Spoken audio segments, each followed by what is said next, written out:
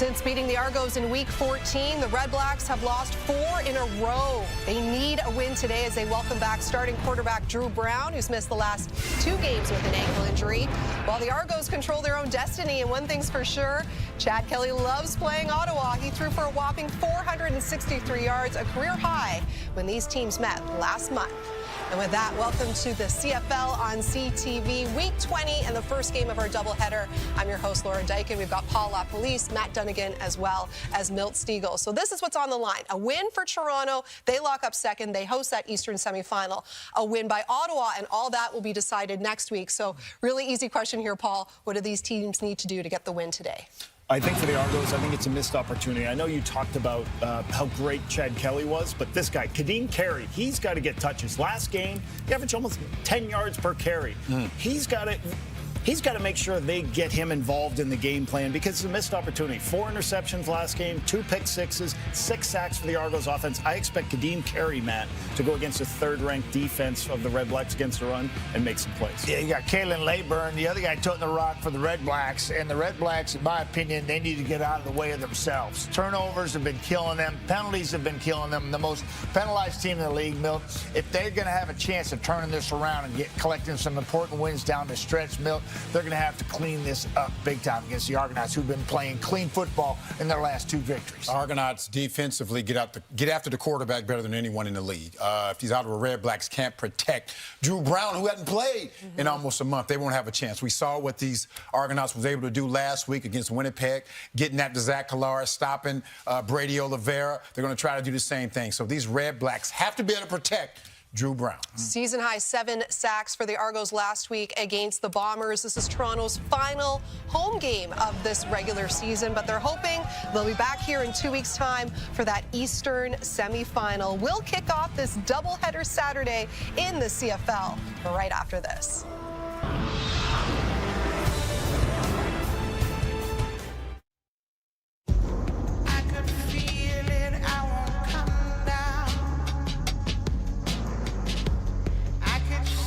Calgary, Alberta, this is your chance to win big thanks to Save on Foods' $1 million touchdown to win.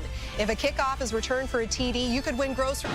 Thank you, Laura. You couldn't ask for a better day here on the shores of Lake Ontario, BMO Field in Toronto, and what amounts to a playoff preview between the Ottawa Redblacks and the Toronto Argonauts. They know they're meeting in 2 weeks' time. They just don't know where. So today could decide that. Ottawa, Dwayne, needs to be better than last Monday in Montreal. Their offense just racking up 4 field goals, really, but they got some good names back in the lineup from injury, including quarterback Drew Brown. Yeah, and that obviously is going to be the biggest change to their lineup. Drew Brown, who helped get this team off to a terrific start this season, returns after missing the entirety of the last 2 games. There you see it, his first start since September 21st. That brings some confidence to the entire Ottawa offense. Looking to make life difficult for Drew Brown, the entire Toronto Argonauts defensive line led by one of the best 1-2 pass rushing punches in the Canadian Football League in Jake Serezna and Flora Narimawade, who've combined for 14 sacks this season. Well, here's the scenario for Ryan Dinwiddie and the Argos. If they win today, they clinch second in the East. They will hope the Redblacks 2 weeks from today in the playoffs. For Bob Dice, well, if the Redblacks win, they won't wrap up home field, but it'll come down to the final week. They'll be at home against Hamilton. Toronto will be on the road in Edmonton. The Argos won the toss. They defer, so they will kick off. Liramira Lada to get it started. The playoff preview. And the Redblacks have the ball. And on the return, a good one here for Khalil Pimpleton, who is drilled out of bounds by Isaac Darkangelo. And Pimpleton's all fired up as he gets ready to go on offense. And here comes Drew Brown.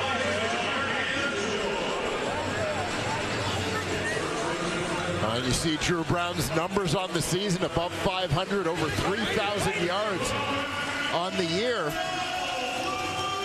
His last complete game, a 349-yard passing performance against these Toronto Argonauts back on September 7th. That was the last time the Redblacks won a game. They've lost 4 in a row. This is Brown's first action in nearly a month. It's been a nagging ankle injury that actually goes back over 2 months against Saskatchewan. From the Ottawa 49 and a 1st and 10, Brown looking to the right, open receiver caught just Justin Hardy, another one of the big names, back in the lineup for Ottawa after missing last week's game against the Alouettes. Yeah, love this. Max protect. Giving Drew Brown all the time in the world, not trying to disguise what they're doing at all. 7-man protection. Just giving Drew Brown a clean pocket, allowing the likes of Justin Hardy to get open. Get it down to the Argo 36. Opening possession. Here in week 20, second meeting of the season between the Redblacks and Argos. Brown to the right again. Open again, but no. A little bit behind the intended receiver, Braylon Addison. Another one back in the lineup after more than 2 months away because of injury. And taking a look at this Ottawa lineup, Drake Centers checks in at left tackle. Jacob Ruby had started there last week. Centers coming off the injured list. And of course, big boost to this Ottawa offense to have a healthy Justin Hardy back in that receiving core, number 2 in the Canadian Football League in receiving yards this season. Hardy wasn't there in Montreal, neither was Brown, when they put only 12 points on the board against the Alouettes. 2nd and 10. At the 36 and being hit as he throws it, it goes incomplete. Valerian Arimolade, who is really impressing with that Argo defense late in this season with another big play to force the offense off the field for Ottawa. And there you're going to see Arimolade and Serezna, as they so often are, lined up together to the field side. That dip of the shoulder to bend the edge, get underneath the hands of the tackle, shortening his distance to the quarterback for the sack. Number 7 on the season for him. Lewis Ward comes on, 52 of 59, just over 88% of field goal attempts made. This one heading right, it is missed, and it's picked up by Janarian Grant in the end zone. He is going to bring it out. Gets to the 10, 15, and he's pushed out close to the 20-yard line. So a return of 32 yards off that first attempt by Lewis Ward. So still no points on the board for Ottawa. And Chad Kelly on the field. The Argos scored only 14 points last week in Winnipeg, but still an impressive performance overall as they beat the Blue Bombers and moved into second place in the East.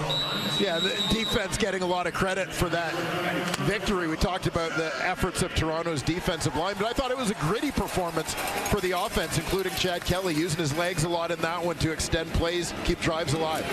On the first down, handing off to Kadeem Carey. The running game, a big part of the Argo offense. We talk about the 3-headed monster, and that's the first head of it there in Kadeem Carey with the short gain. Argo offense continues to miss Isaiah Cage at the left tackle spot. Ryan Hunter bumps out. That opens the left guard spot for Dylan Giffen to make the start. And how about Mackay Polk, the first-year player who has emerged as Toronto's leading receiver so far this season. Coming in just 2 yards shy of 800 for the rookie, Mackay Polk. His first year at Mississippi State. It's 2nd and 8, and a deep look, down and caught. It is Mackay Polk. Still going, DeAndre Lamont finally hauls him down, but he gets all the way down in one play to the Red Black 35. 52-yard pickup for the Argos. And Chad Kelly is going to stand in, taking a shot as he puts that one up, but he knows the middle of the field is open, and that's where he's putting the ball, putting his faith in Mackay Polk to go get it. So down to the 37, and that is completed again to Polk. Gets it down closer to the 30.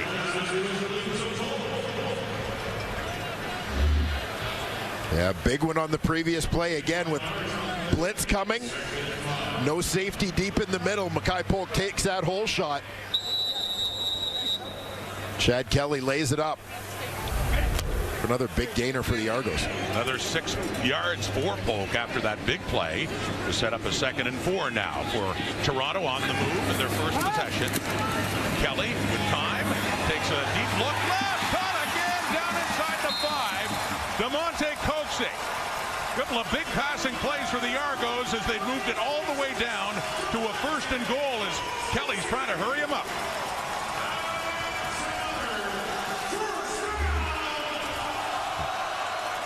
DeMonte Coxey, it's a well-earned reputation He's one of the best contested catch receivers in the Canadian Football League. There you see in traffic. They're right down to the 1. And in short yardage, out of the shotgun, Kelly fakes. He tries to take it into himself. We talked to Ryan Dinwiddie about their short yardage situation, which had issues against the Bombers in Winnipeg, Dwayne. And he had talked about how they might switch things up, spread out the offense and run it like a normal play instead of short yardage. Yeah, and often you get that spread offense in there. You can get people out of the box, basically, loosen things up a little bit, try and create a little room to run. But not that time, as Damon Webb continues after picking off Chad Kelly a couple of times for pick sixes when the teams met in Ottawa last month. Coming up with the tackle there, continuing to be a little bit of a nemesis to the Argo quarterback. So another old lineman, Landon Rice, comes in. Janarian Grant came in as well. Second down. Kelly calls his number again. No, down to the 1. 2 cracks at it by Kelly, and they're no further, still at the 1. And we have a 3rd and goal coming up again for the Toronto Argonauts. As mentioned, they had turned it over on downs against the Bombers last week. They'll have far more trouble getting that final yard than they had covering the rest of the field. Big play team, but this has been one of their great challenges offensively. So they substitute again with Rice coming off and Grant coming off, and Brissett comes on with Unger. So here we go. Still not a short yardage formation on 3rd and goal for Kelly. Handing off. Carey. Touchdown. Kadeem Carey gets it. Push to a 3rd down and goal at the 1. The Argos finally break through, and they have the early lead.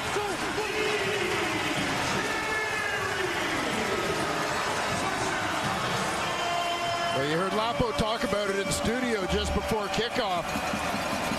Kadeem Carey is the guy who makes this offense go. Why not give him the ball in this situation? Carey, as he's done throughout this 2024 season, comes through for the Argo offense. 7 plays, 91 yards. The 7th rushing touchdown for Kadeem Carey in his first year with the Argos. His 8th touchdown overall. And Liram Hairelau, who's on with John Haggerty to put it down to make it a 7-point game. Up and through it goes. If the Argos can win this game, they will host the Redblacks 2 weeks from today. It's a good start for Toronto. Big passing plays down the field, capped off with that 1-yard plunge. Kadeem Carey, 7-0 Toronto.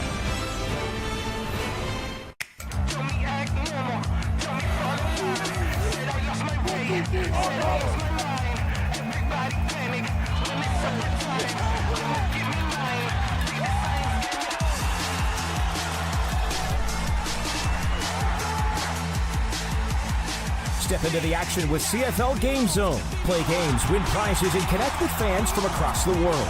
Join the ultimate CFL fan experience today at gamezone.cfl.ca. Great defensive performance by the Argos on the road last week in Winnipeg against a powerful offense led by Zach Collaros, and they were hurrying him, taking him down all sorts of times. 7 sacks in all for that defensive front for the Argonauts. Yeah, everybody seemed to be getting in on the act for the Argos in that ball game. Absolutely dominant, using their full rotation. There you see their co-defensive coordinators, Kevin Iben and Will Fields. From the 35 to Justin Hardy around the right, and picks up 6-7 yards on that first down play. Ottawa. Up front, we've mentioned the veterans on that D-line. How about the young guy, Ralph Hawley, having a terrific freshman season in the Canadian Football League. Tunde Adeleke, fine off-season signing, taking over at that strong side nickel linebacker position. Mark Milton, after a lot of, I guess, experimentation, auditioning through various people at that boundary halfback spot, Mark Milton finally winning that job. 7 yards for Hardy, a 2nd and 3, and coming in, Tunde Adeleke on Braylon Addison. his old teammate in Hamilton and takes him down for a loss. And it's a 2-and-out for the Red Blacks. They'll have to kick it away. You'll see Adeleke sneaking up second level. He's watching Braylon Addison, who's in the backfield, follows a man coverage across that field. Good break for him coming downhill to the football. Richie Leone standing back to punt it away for the first time today. So the Argos with the 7-0 lead. Janarian Grant loses that one in the sun, picks it up after a 60-yard punt by Leone. And the Argos pinned down deep at the 12-yard line for Brown. To Addison, going nowhere. Adeleke comes in. Another big defensive play for the Argos. This program is extremely important to give women an opportunity to get their foot in the door. I absolutely would never have had an opportunity like this had the program not been available. Camp has provided me with a lot of hands-on exposure that I didn't think I would get. There's nothing really like that feeling when you get goosebumps after a game-winning play. So I wanted to have a career where I could help make those moments happen. It gives women a chance to make a difference that we might not have otherwise been given, which is amazing. You know, Ottawa was able to avoid giving up too much in the way of big plays, which, as you see, is a huge part of the Argos' MO offensively. Kadeem Carey is the touchdown in this game with another good carry there on first down. That Ottawa defensive line will be led, as usual, by Lorenzo Malden coming off the edge. Big boost, the linebacking core. As one of the defensive leaders, Javon Santos-Knox finally makes his return from injury, and there you see Damon Webb, the man who had 2 pick sixes against Chad Kelly. 2nd and 3, the 19. That is caught. Carey trying to get away and get a first down. He gets close. It's the weak side linebacker, Frankie Griffin, that had him. We'll wait for the spot here. Carey signaling a first down, but it might be just a few inches shy. Yeah, it looks like they've spotted this one just short. Frankie Griffin doing a good job out in space to corral the Argo running back. So again, short yardage, and this time in that formation for Kelly. Just need to push it forward a couple of inches, looks like he has, as the stick should be moving for the Argos. Yeah, that game in Ottawa 6 weeks ago, it was early and often for the Red Blacks, took a 31-3 lead at halftime. Chad Kelly continuing to handle short yardage duties here, both in the field and, as we saw earlier, goal line situation, able to avoid the airborne Javon Santos-Knox and pick up the first down that time. Santos-Knox back in the lineup as well for the first time in a while for the Red Blacks. He's been hurt back against BC, so he's back in. Yeah, a number of names been missing for the last while, especially Brown and Santos-Knox. Adeboboye in, another one of those 3 running backs used a lot. Nadarius Pickett, it was in Hamilton a month ago that Pickett suffered a season-ending Achilles injury. Of course, had a very good season with the Argos last year before signing on with Ottawa and had kept it going with the Red Blacks, but his season is done. 2nd and 6, Kelly open over the top. That's the Jean Brissett who goes for another first down and more. Brissett getting it up across the Toronto 40. So the Argo offense, a lot of success moving the football so far in this game.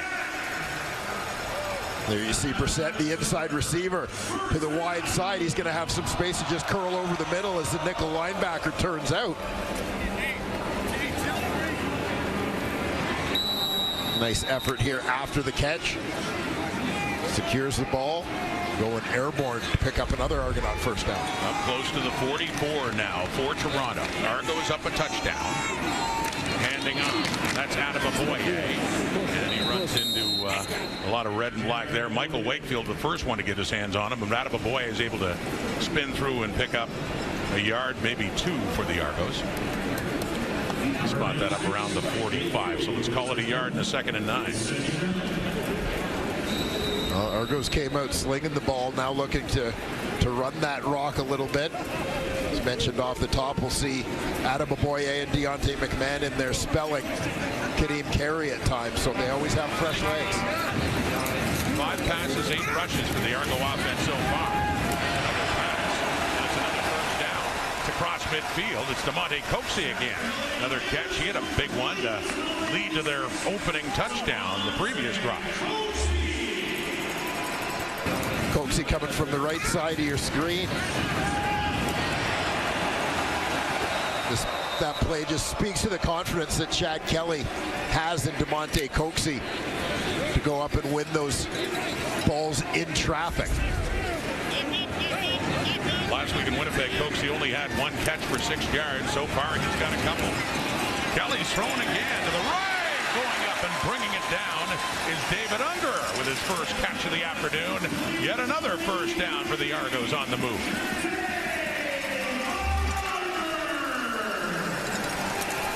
David Unger, the solo receiver. Out to that side, pushes coverage off, come back to the sidelines. Nice route, nice finish by the second-year Argonaut. Who had 2 catches for 20 yards and the only touchdown for the Argo offense in their 14-11 victory last week. Kelly again. Now it's DeMaris Daniels' turn to get involved in the act here in this Argo offense. Still now inside the 30, and it'll be a 2nd and short coming up.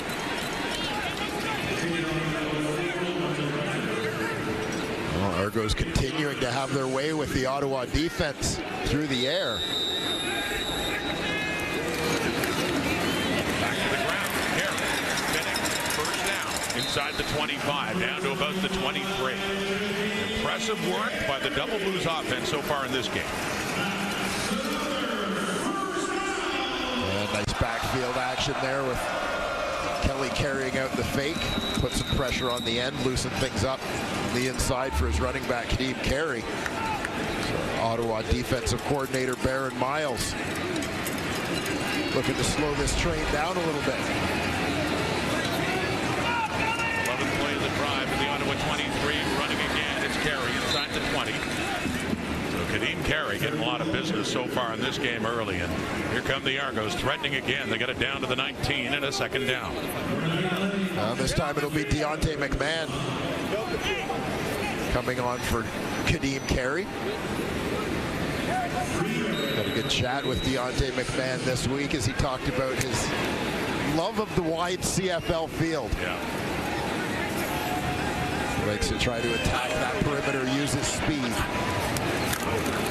2nd and 6. Kelly touchdown. Still on his feet. It's going to take off. Kelly lunging forward too, and just enough for another first down. Last lunge, by the looks of things, would be enough. See where they spot it. Awfully close. He needed to get to about the 12 to 13-yard line. Yeah, Chad Kelly is a guy who loves to throw the deep ball as much as any quarterback in the Canadian Football League, so that becomes the part of his game that is most often discussed. Underrated is his athleticism. Bring the sticks out to be sure, but it is enough. Signaled by the referee, Andre Proulx. So another first down for Toronto, getting close again, already up a touchdown.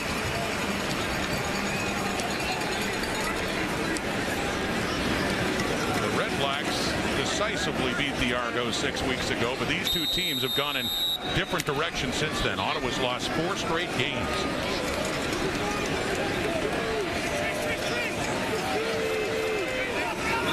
Trying to get it back to the rails for the playoffs. Here's McMahon, 5, still on his feet, getting a push right near the goal line. Whistle blows. He was that close to spinning and taking it in for the touchdown. He is stopped just shy. And it looks like it could be enough for another first down. It is 1st and goal for the Argos now. Going tempo here. Short yardage again, Kelly. Does he push it up across? Yes, he does. Chad Kelly has a touchdown. They work quickly right after that play by McMahon to get them close.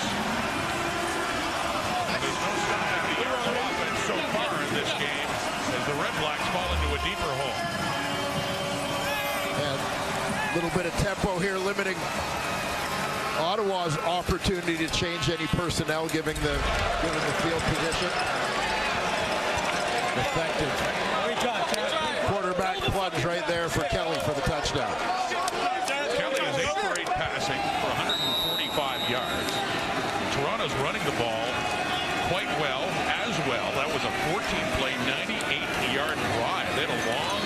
ago. And that also took over 7 minutes off the clock. 7:18. Already we're down near quarter time. Irelao with the extra point. The Argos have had the ball most of the game so far. They have just 24 seconds to go. Long drive capped off with a Kelly touchdown. Argos looking to face these Red Blacks right here in 2 weeks' time. Good start, 14-0.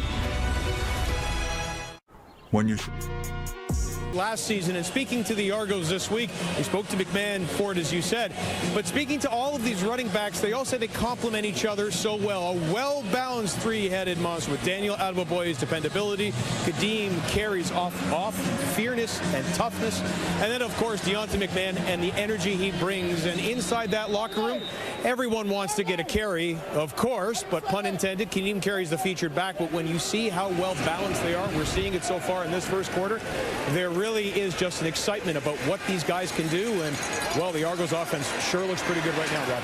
Not even through a quarter, Matthew. They've all had touches. It's a big return for Khalil Pendleton, finally pushed out of bounds. But excellent return to set up the Red Blacks. For Ryan Dinwiddie, though, we have seen good use on their offense. The last time they were here against Montreal, of all three of them making a contribution on the ground.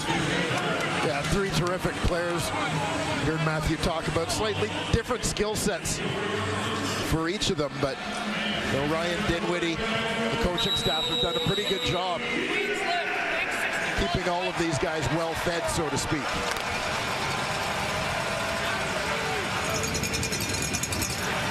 .34-yard kickoff return by Khalil Pendleton. So Ottawa starting at their own 54, down 14. Final play. Drew Brown knocked away. Defense got in.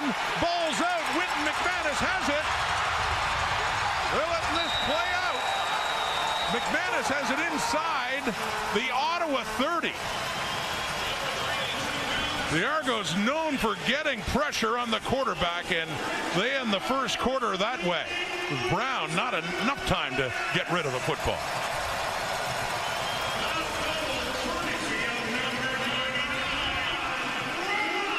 I'm sure they'll take a look to see if there was any throwing motion there from Brown before the ball popped out, but it looks like for the time being, at least the ruling of fumble will stand. Rule to fumble it is. For the second quarter would begin with the Argos already in scoring position. Defense dominant, offense dominant. Argos are ticking all the boxes right now. A 14-point lead through 15.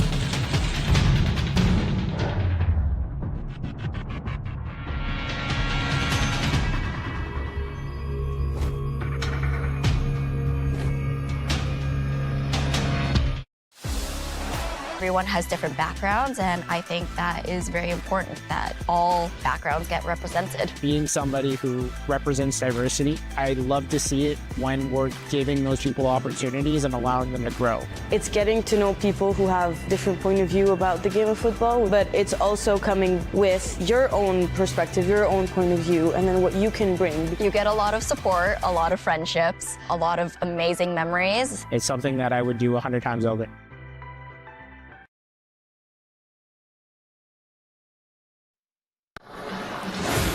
Don't even look at the score, look at the stats, and you can tell who's dominating this game. 14-0 lead Argos. Time of possession alone, and now they're leading in the turnover department too, Dwayne. Yeah, just a dominant performance by the Toronto Argonauts. Ottawa came out and I thought moved the ball pretty well on their first possession. You didn't get the feeling that, you know, they were going to be flat, that they weren't going to be ready to play. I think the Argos have just stepped us up to a whole different level on it. Argos have had 2 possessions. They both resulted in touchdowns. Long drives. The other one, the second one, 14 plays, over 7 minutes. And this is the most recent play. It is ruled a fumble. They force it out of Drew Brown, and Winton McManus, who's just been the star of that Argonaut defense, comes up with the recovery too. He made some big plays last week in Winnipeg. Inside the 30 to start the second quarter, already up 14. Kelly going to work again. End zone, touchdown! just like that. Dejan Brissett. And the Argos, completely the opposite. There's a look from McMahon. It's completely the opposite of the last time they faced the Red Blacks when it was Ottawa dominating early.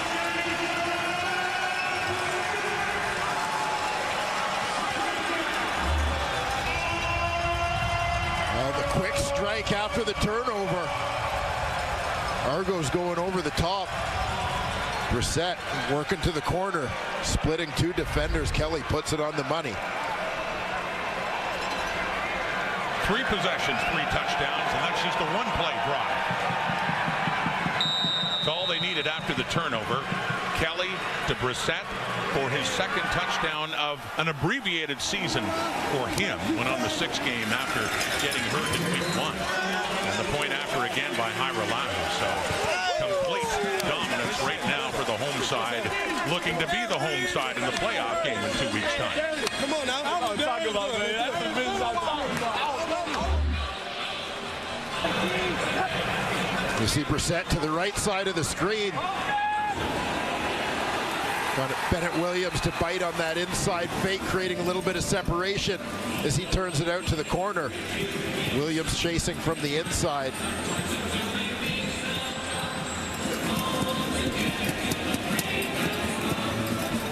Corner Elijah McGee trying to close from the perimeter, but neither one able to get there. It's a different story for the Red Blacks compared to Thanksgiving Monday, where they did lose to the Alouettes in a closer game, but it was their own discipline that got in their way. All the penalties they took against Montreal, costly penalties as well. This time, we doing it for the kids, man. their defense just didn't get off the field. And for Bob Dice, bottom line, in a game they have to win in order to host a playoff game, they're now in a 21-point hole. Certainly, win or lose, clearly not the message the Ottawa Redblacks are looking to send, knowing that these two teams are going to meet. 2 short weeks in the East Division semifinal. They have both spoken about how important home field is for the playoff game. Hiralaho squibs that one. Oh, it goes over Pimpleton. Heads towards the Ottawa end zone, and he finally corrals it. Able to get much going across the 15, so that squib working out. Everything's working out for Toronto so far. And for Bob Dice and Ryan Dinwiddie both, I mean, they weren't shy about it. Home field does matter, and you can see why, Dwayne, when you look at what's happened so far in the regular season. Yeah, both teams drastically different records at home versus on the road, especially for Ottawa, league best 6-1-1 at home, struggling miserably on the road this season, but Argos demonstrating in the early going here that they really want to play that East Semi here at BMO.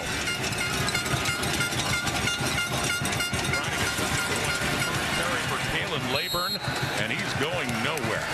The Red Black running back wrapped up there by Ralph Hawley and taken down for no gain. As you see the difference in Ottawa's numbers between home and road, I asked their head coach Bob Dice this week about how do you go about making road games feel more like home games, and he says they've worked on that a little bit in terms of trying to allow the players more free time on game day to kind of do whatever their routine would be at home. But the biggest issue, he feels, isn't so much with the pregame preparation, but simply execution. Hasn't been there when they've needed it on the road. Passing down, 2nd and 10. And over the middle to Dominic Ryan. A short pass. Ryan was taken down after just a few more yards. And that's it. 2 and out. Argo defense standing strong again. Richie Leone will come on with the punting unit to give the ball back to the Argos, who've had it most of the way in this game so far. And this Argo defensive line, which has been such a story in recent weeks. Very good against Montreal a couple weeks ago. Obviously the big win, which they were dominant against Winnipeg last week. They can just pin their ears back now. In the hands of Marion Grant, the 44-yard. He turns back. He gets taken a good special tackle by James Peter to get him back inside the 40. But it's been all Kelly and the Argos so far, second quarter.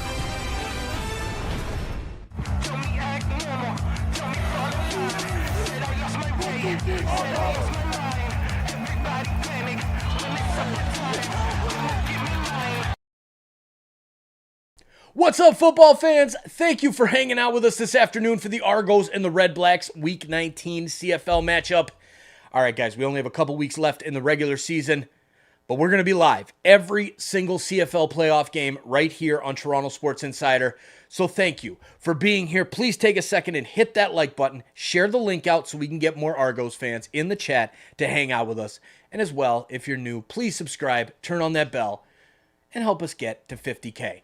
All right, let's get back to the football. Back when I was a kid, Pinball Clemens told me to dream big. And thank you, Pinball, for that inspiration. Let's go past 50K. Go Argos, go! See you back in the chat. Over the Ottawa Redblacks here in the second quarter.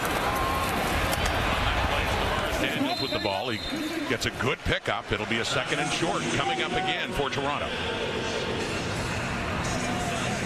Yeah, Argos have done it primarily with the long ball through the first 18 minutes of this ball game. They're just going with the quick hitter, get the ball in the hands of Tavares Daniels. Nicely executed, as that was one of the plays that actually got intercepted by Damon Webb in Ottawa last month. Kelly, short yardage. He's 10 for 10 passing, by the way, but what a different story, Dwayne. You were there that day in early September after 2 pick sixes by Damon Webb. 31-3 Ottawa at the half in that game at TD Place. But just a different story now, 21-0, and the Argos in control so far in this game. Yeah, and you have to bear in mind as the Argos seem to be finding their way down the stretch. Not totally unexpected. Chad Kelly, the league's MOP last year, but missed the first half of the season. Didn't have a training camp. Took him a little while to get in sync.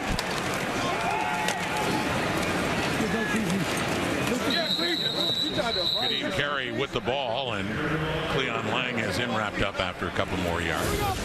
You look at Kelly compared to other Argo quarterbacks, first 24 games. Of course, Doug Flutie in that 96-97 run, back-to-back Grey Cup titles, the 2-15-3 seasons, and the standard bearer of that one. 4-2-4-2. Hey, Leo.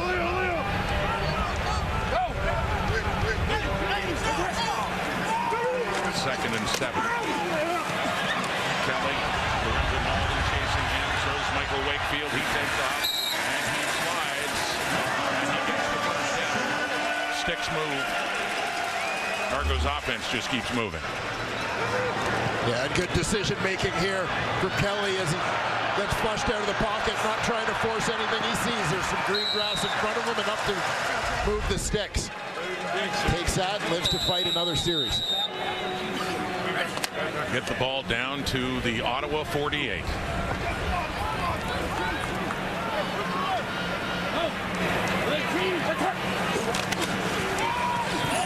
Action big, open receiver, Mackay Polk, touchdown number 4 for the Argos.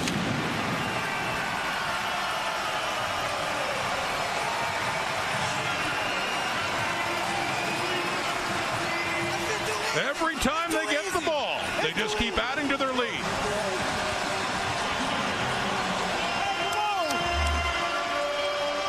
Argos show run here, getting the linebackers coming downhill towards the line of scrimmage. That half step.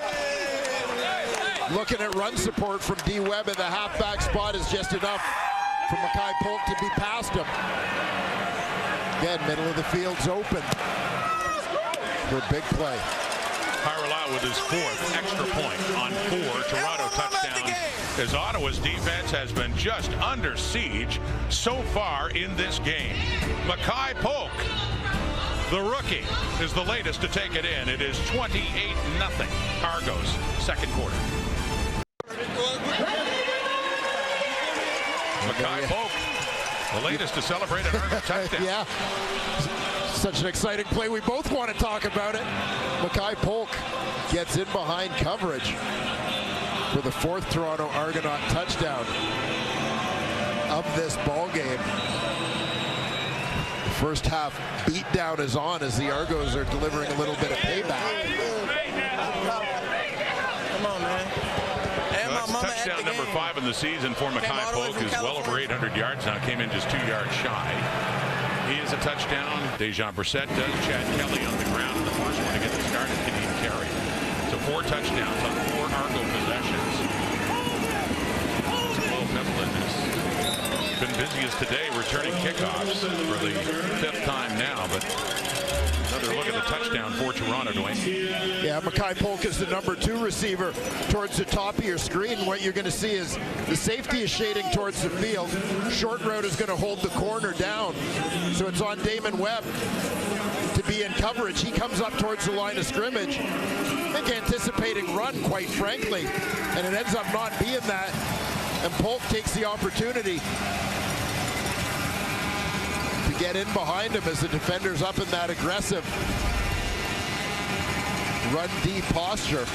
Kelly lays it up.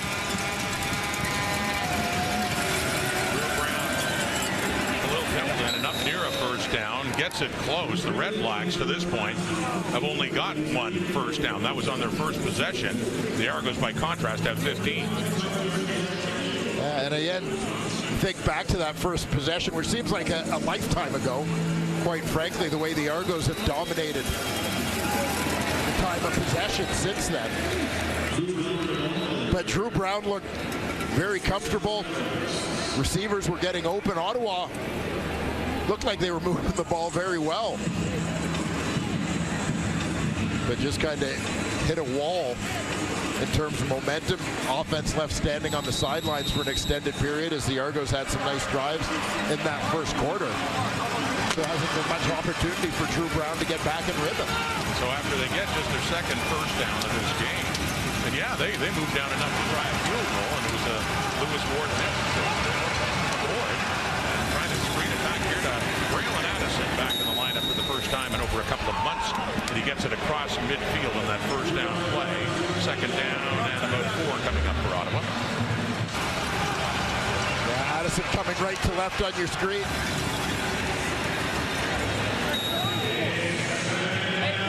Go screen pass. Nice play by Benji Franklin here to beat the block. Get into the legs of the Ottawa receiver.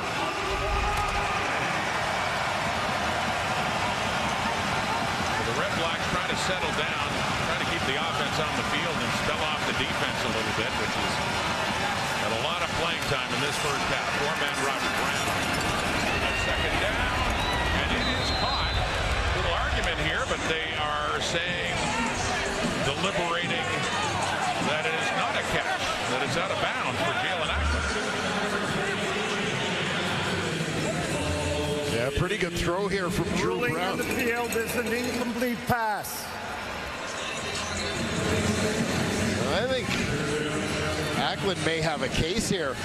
Watch the toe, the left toe, right? Yeah, I thought he managed to keep that dragging toe in bounds as he pulled the ball in. Let's have another look here.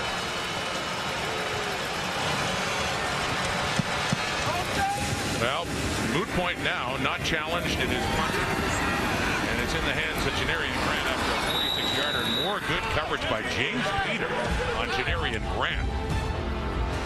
Well, the Argos faced with a long field again. The last time they drove all the way down and picked up a touchdown. Chad Kelly's line so far, 11 for 11 for 231 yards and a couple of touchdown passes. Let's go back to Matthew. Yeah, we talk about the stats, and clearly Chad Kelly's having a great game in this first half so far. But emotionally, where he is at this crucial time of the season, I was speaking to Whit McManus before the game, and he spoke about a chat that he had with Chad Kelly just a few short days ago, telling Kelly, listen, just take care of the football, manage the game. We can take care of everything else. The game is not on you. And really, maybe it goes back to something Florian Alumalade said when Kelly came back from his suspension. Just be consistent. If you are consistent, then we know you can be great. Look at that stat line. It's clearly Kelly consistent, Kelly great. Matthew, they go back to the ground to start this possession. Deontay McMahon picks up a couple of yards. And we have seen, despite all the success throwing the football right now, as mentioned, how successful they can be running it too. We saw Florian Alumalade and talk about Wynn McMahon, stars in that Argo defense too, getting the reps. Offense on. picks up that yardage after the catch, which is just not quite. So a little bit shy of a first down now. A foot away. The guy who can be so effective out of the backfield. Fire, fire, fire. Rebel right hard. Fire. Rebel right hard. Rebel right, rebel right, rebel right, rebel right. So up 4 touchdowns. Kelly keeps it on 3rd and inches. Needed to get to the 20 and a little bit past that. But yeah, even on a 3rd down inside their 20 and up 4 touchdowns, they're going for it. And they do get the first down as a reward. Well, when you think about the strength of the Argos run game, their ability to keep throwing fresh sets of legs at you from that backfield, yeah, for them, they want to manage and control this time of possession here in the first half, anticipating that it'll pay dividends for them in terms of protecting the lead as this game goes forward. Despite their success through the air with big plays, they have still run the ball a lot more often. This time, it's a flea flicker. Wide open, but this time Mackay Hope could not track it down, and Kelly laments his first incompletion of the afternoon, and it was that close to leading to yet another Argo touchdown. And it looks as though as this one's in the air, you see the handoff to McMahon. He flips it back to Kelly. And you can see the Ottawa defenders scrambling, trying to get back in coverage as once again they get sucked in by the run. It looked like Polk just lost sight of it for a second early on, slowed down a little bit and wasn't able to recover and catch up. I was on a 1st and 10, and you think the Argos offensively are going to get a little more conservative up 4 scores. Think again, trying the flea flicker. It nearly worked, but no. 2nd and 10, Kelly throws it, and it's incomplete. And we're about to see something we haven't seen this afternoon yet, and that is the punter John Haggerty come on for Toronto. 5 minutes to go until halftime. Ottawa dodged a bullet on 1st down because they were beaten on the flea flicker as receivers were in behind their coverage, but able to force a big stop here. An opportunity to have decent field position to start this possession. There's Haggerty, the Aussie, 2nd in net punting average in the CFL, and Khalil Pimpleton, who's had 5 kickoff returns so far in this game, is about to track down his first punt. From Haggerty, and it hops and it hits Pimpleton, and he gets that at the 35, tries to get away, but he cannot. Kenneth George has it wrapped up.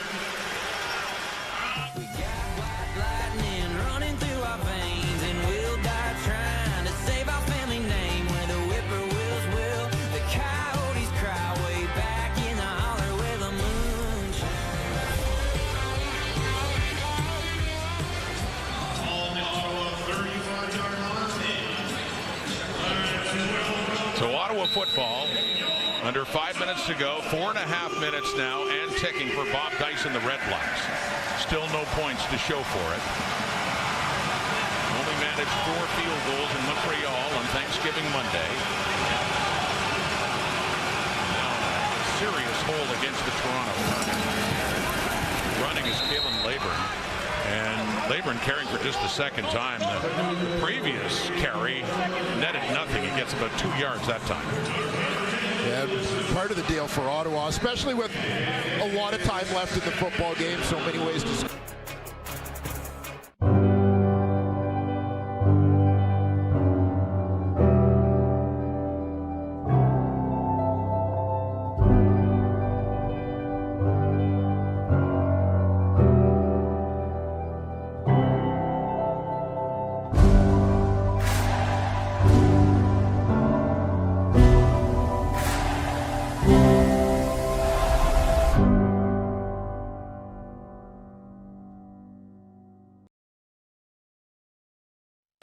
Chad Kelly and that Argos offense putting on a show in the first half. We can't forget about the defense either. All Argos all the time, but those Redblacks driving. They need to put some points on the board, and we need to get you back to Toronto where we find Rod and Dwayne.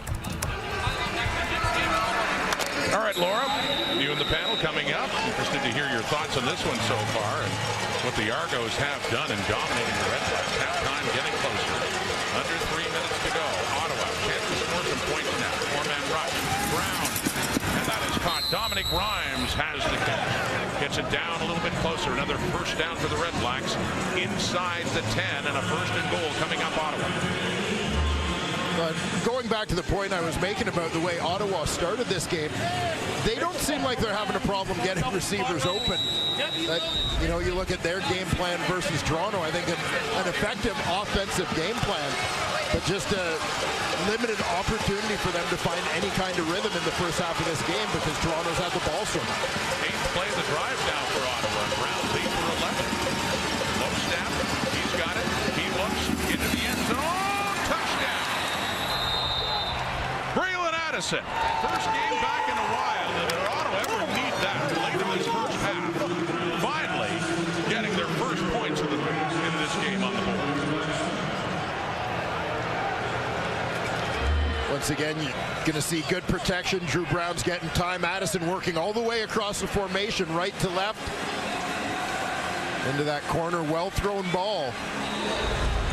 So I think Drew Brown has looked pretty sharp throwing the football in his return after being on the sidelines the last couple of games.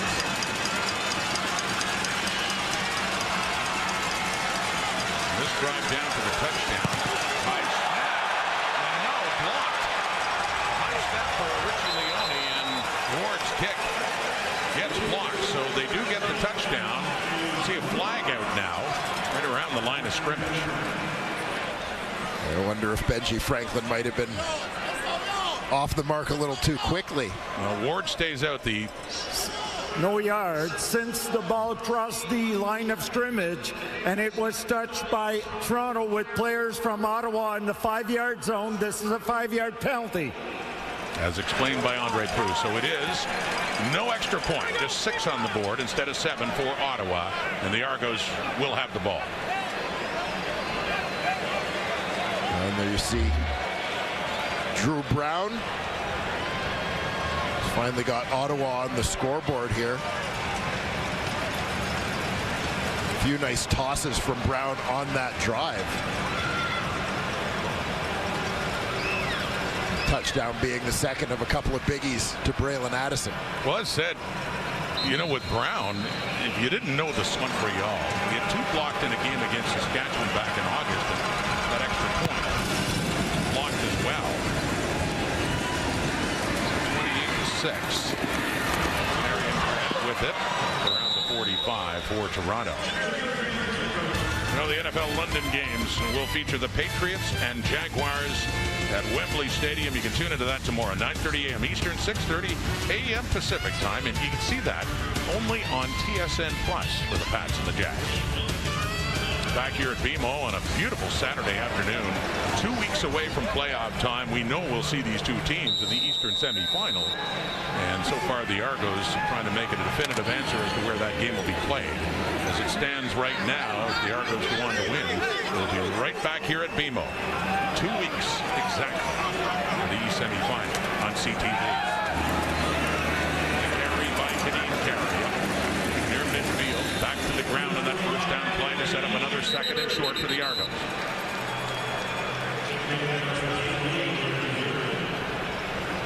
An injured player down.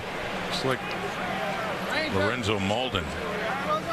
Looks to be favoring his right arm, lying down, getting attention now from the Redblacks training staff. And Malden made a diving attempt at the tackle. Looks like he may have got his arm caught up in the legs of running back Kadeem Carey. It's Malden coming off the edge just outside left tackle Ryan Hunter. And he's going to crash down here. You saw him reach maybe with a bit of contact coming from some big bodies coming the other way here. You'll see him dive into the legs.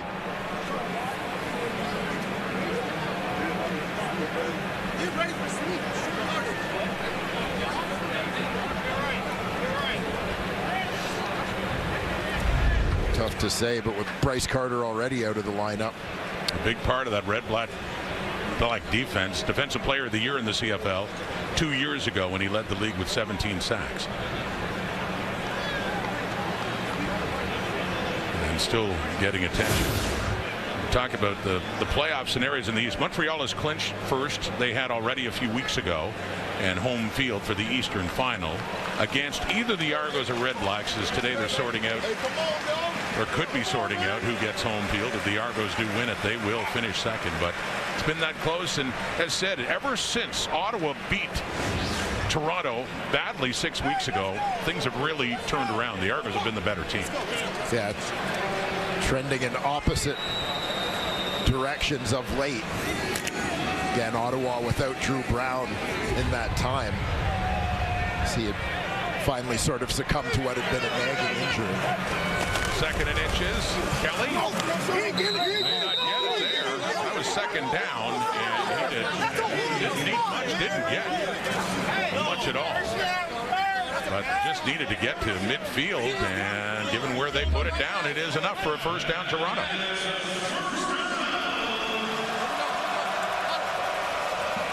This reached it over. Argos short yardage team isn't quite a given yet, but moving the sticks on this one. On first and 10, pressure on Kelly. Deep ball. Oh, open receiver again, Daniels. Just beyond his outstretched hands there. As really had another big play through the air for Toronto. Second down. And Devaris Daniels working from the slot here. Turns it north-south when he sees his quarterback rolling his way. Another near miss for the Argos, who have had a number of big plays already in this ballgame. 3 straight incompletions now for Kelly after starting on fire. Second and 10. He has time, but he runs out of it. Aiden John comes on for the injured Lorenzo Malden, and Aiden John has a sack. First one to get to Chad Kelly on the afternoon to force the Argos to punt it away, and another good stand now by Ottawa's defense. And Aiden John, defensive end at the bottom of your screen.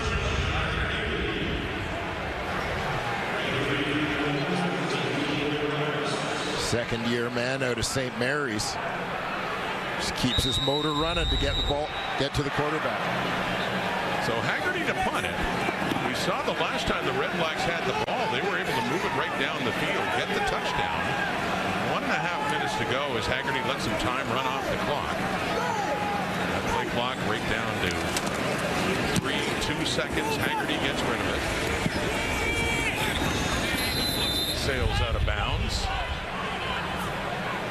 So good place for the Redblacks to start before halftime. And when we do have halftime, Laura Dykin with Milt Stiegel and Matt Dunnigan and Paul Lapalisse talk about this game. There is a game later on TSN, and that'll be the Montreal Alouettes taking on their old quarterback, Vernon Adams, getting the start for the BC Lions today in Vancouver. No bearing in the standings, Wayne, but curious to see especially how BC does today after not looking good at all in Saskatchewan last week. Yeah, much like Ottawa, they're a team that knows they are playoff bound. They just want to get the ship pointed in the right direction before the postseason begins. Ottawa ball, 1:16 on the clock. Trying to get back in this game. Pressure! Down he goes! Coming in is Robbie Smith to take Drew Brown down in a second and long. Coming up for the Ottawa Redblacks on the 6th sack of the season by Robbie Smith.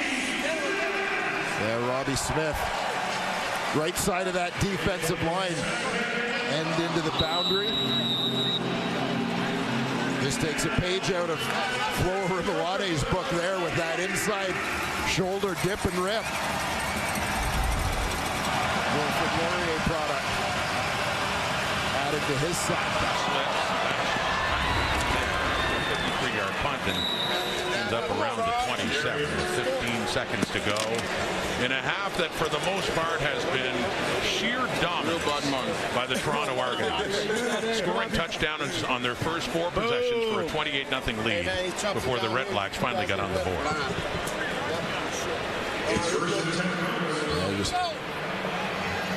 An aggressive start for the Toronto Argonauts in this one. You look at their offensive play calling, and not letting their foot off the gas in that way at all. Well, they have that big lead, and consider now they're just taking the formation to kill the rest of the clock till halftime. But they had a flea flicker try that nearly worked. They were deep in their own zone on 3rd down, albeit just for inches, but they went for it there. So you're right, not taking the foot off the gas. I half expect to see them fake the kneel down and air one out here the way the first half has gone. You never know. Playoff game at home is at stake, and so far the Argos making a very good case for hosting Ottawa again in 2 weeks' time. Chad Kelly, especially, Dwayne, the way he started with that offense staying on the field for much of this first half. Yeah, and we've talked about Chad Kelly finding his way at the right time of the season. We know he's a guy who isn't shy about throwing the long ball, and he's been very effective doing it here in the first half of this ball game. Number of big plays staking the Argos to a big lead. Chad Kelly, 12 of 15 for 238 and a couple of touchdown passes, no picks, and he is standing by now with Matthew. Chad, I see you telling your players to keep it going. Where's the confidence level of this offense right now? Yeah, we just got to keep executing each play. I missed on that flea flicker right there, and we just got to keep executing one play at a time. Right now, though, when you talk about the overall feeling of this team, to come out 28-0, are you guys in playoff mode right now? No, we just got to keep working. We got to keep on, executing at a high level, make sure we're at the right spot at the right time, and just keep playing physical. Thanks for this. Go Argos. Well, Laura, the Argos up 3 scores, and like Kelly says, though, they feel like they still have a lot of work to do. And he had to get that in there right for a second, right? Go Argos, and it's been go Argos right from kickoff here. 28-6, the score at the half is.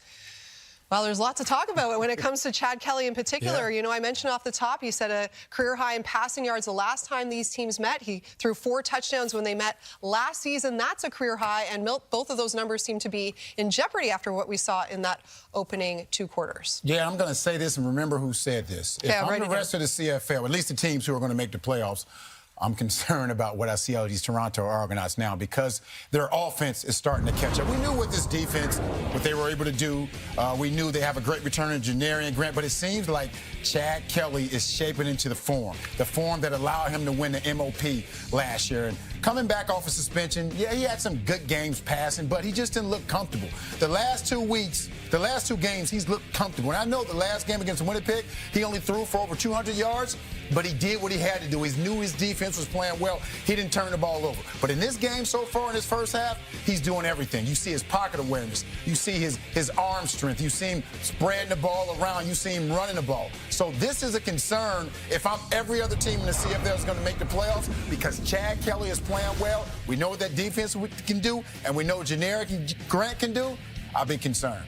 Yeah, Bill, I think people see it across the league, and I think they are concerned, and they have every right to be, because I think Chad Kelly is shaking off the rust that he had from missing the first part of the season, and now he's settling in. He's settling in with a club that defense, well, Lepo's going to talk about that in a second, has been just ramping it up.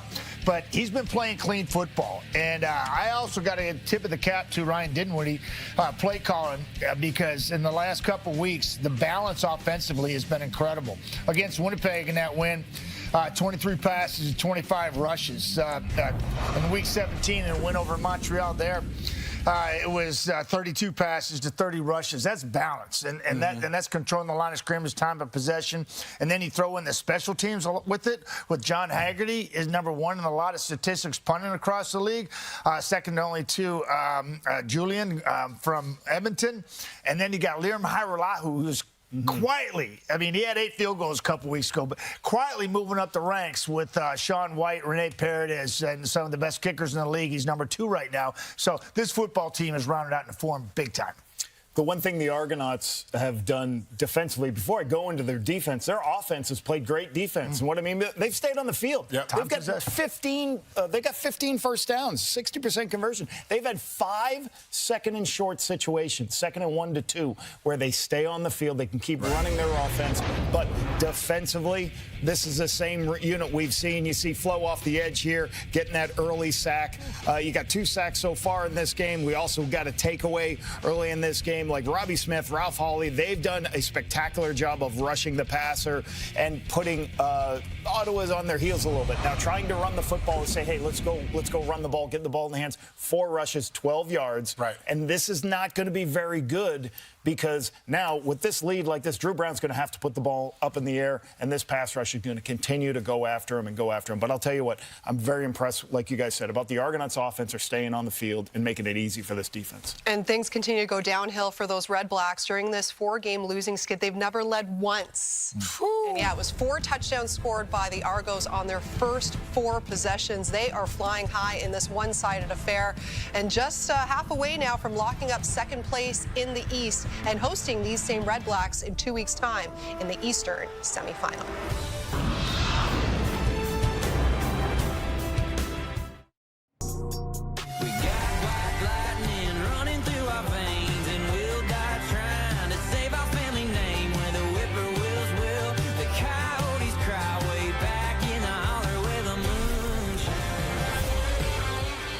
There are problems with the BC Lions. The quarterback is not playing well. A.J. Allen has it in his... I don't understand it. This team does need a spark offensively. Look, Nathan Rourke has not been on point. This football team offensively, with all its firepower, has been very limited and not explosive at all. Where's William Stanback in all this? You know, it's like, how about a line of scrimmage to help take some heat off your quarterbacks, no matter who's out there? So I'm a bit perplexed with what's going on once again with Rick Campbell's football team and decision-making at the quarterback position. I think it stems back in Ottawa. We had a lot of controversy with Burris and Harris, and it was back and forth. And I was a head-scratching back then. I'm head-scratching right now. And this BC Lions is desperate to find some moves, but not a bad one to go to in Vernon Adams. I like the change because they're struggling in this area. They don't score touchdowns. And since Nathan Rourke's taken over, they've struggled getting ball in end zone. 8 starts for both teams. But Vernon's got 14 touchdowns, 7 interceptions. Nathan's got 4 touchdowns, 9 interceptions. So that's what has to happen. They got to get the ball in the end zone. I think it's a good change. And, you know, certainly the deep ball was a little bit better with Vernon Adams. They had no choice. You had to make a change. Yeah. You had no choice. Nathan Rourke was not playing well. I know he may be their future, but this team is thinking about right now, the moment, and Vernon Adams is their guy right now. And we know the Lions locked into 3rd place in the West. They know that they'll be starting their playoff run on the road. Whether that'll be against Winnipeg or Saskatchewan, we'll have to wait and see. But yes, the Alouettes and the Lions, that is our 2nd game of our doubleheader coming your way later tonight here on TSN. As for game number 1 of the day, well, yes, the Argos in control of this one. The second half of this Eastern semifinal preview when we come back.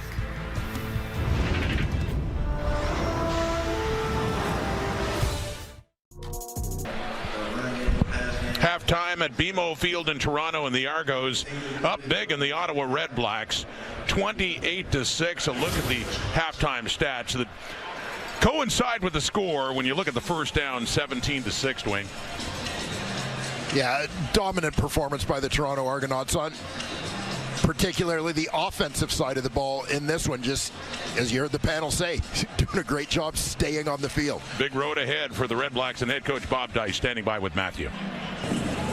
Bob, I know it almost goes without saying, how critical was that touchdown drive just before the end of the half? Oh, without a doubt. You know, I think that's how we have to play the second half, is make the plays that come our way. At the end of the day, we got to focus one play at a time, and that's how we're going to come back, by everybody doing their job and making the plays when it comes our way. Do you lean on your leaders in this situation? Do you lean on them to go ahead and hold guys accountable, make sure they're executed? Yeah, well, we all supposed to lean on each other, and everybody's supposed to hold each other accountable, right? And so it's the job of all of us, and obviously my job as well. Thank you, Coach. Thank you.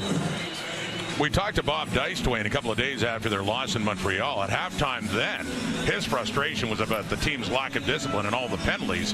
Different frustration this time as the defense, as they did late in the first half, has to come up with some stops.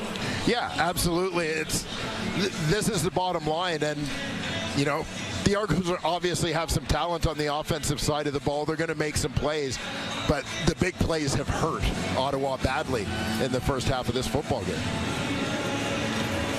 There's Janarian Grant, who hasn't had a big play yet. He's a game breaker. That's one thing. Special teams coverage for the Redblacks has been good on number 3. So dangerous and heading his way to start the second half after the kick from Leone. Janarian Grant, ball comes out. Looks like the last to touch it was Jack Cassar. So it does look like it'll stay Argo ball. That could have been a break for Ottawa. They could have taken the ball coming up to start the second half. Jack Cassar has been the Argos leader in special teams tackles, doing it on coverage teams. Great heads-up play by the former Carleton Raven here, recognizing he doesn't need to get control of that ball. He just needs to be the last to touch it before it goes out of bounds under Canadian rules. So just bats it out of there. Terrific effort from the Mississauga, Ontario native. Jack Cassar, 4th year out of Carleton. So it is Argo football to start the second half. Kelly completes it. Kadeen Carey across midfield. Good pickup by Carey. The yards after the catch, and looks like it's a first down right out of the gate for the Argos. We talked about big plays hurting Ottawa's defense in the first half of this, when Mackay Polk doing much of the damage in the first half. Argos leading receiver here in his first year with the club. His role gets bigger and bigger. This is a guy who scratched and clawed just to stay on the roster. Basically, injuries kept him on the roster the first few weeks of the season, and he has just emerged as a star for the Toronto Argonauts. 3 catches, 104 yards. I mentioned before he was too shy of 800 coming in, so he's over 900 yards now. He's going to have a chance for 1,000. There's still a game to go. That's caught by DeMaris Daniels. And here we go. The Argos offense again. Back-to-back first downs, getting it inside the Red Black 40. Well, there's a guy who had 1,000 last year in DeMaris Daniels. Veteran leader of that receiving group. As for the rookie, Mackay Polk, he was the intended target on that flea flicker.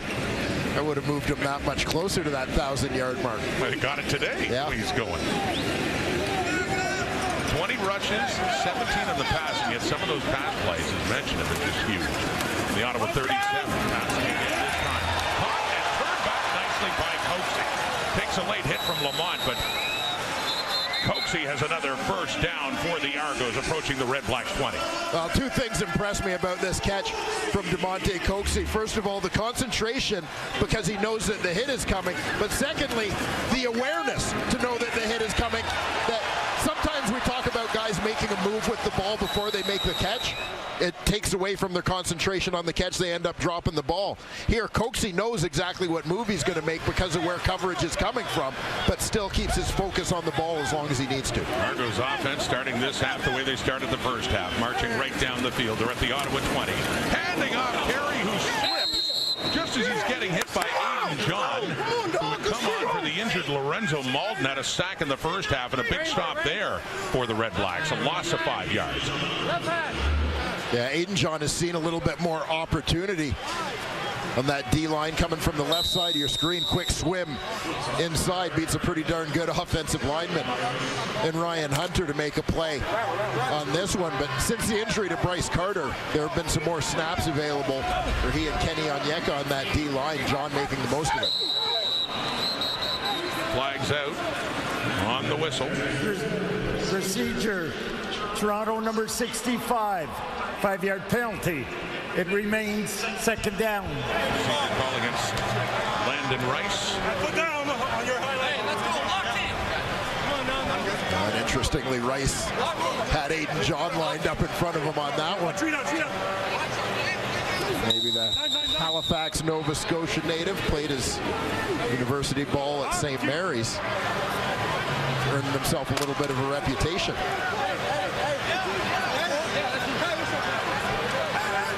Big 2nd and 20 for Ottawa's defense coming up here. Here's Kelly. He has time. Gets rid of it. Deep block. Out of bounds. Closest to it, David Ungerer. 3rd down coming up. And it's still well within reach of a field goal for the Argos, but stops here for the drive.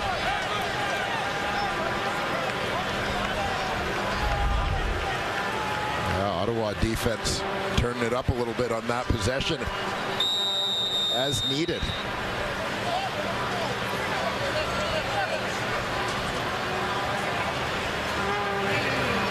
Here is Liram Hairolau, his first field goal try of the afternoon, put down by John Haggerty, and they open up the second half with a scoring drive, this time for 3 to increase their lead up to 25 points now as Drew Brown comes on. It's 31-6, 3rd quarter at BMO Field.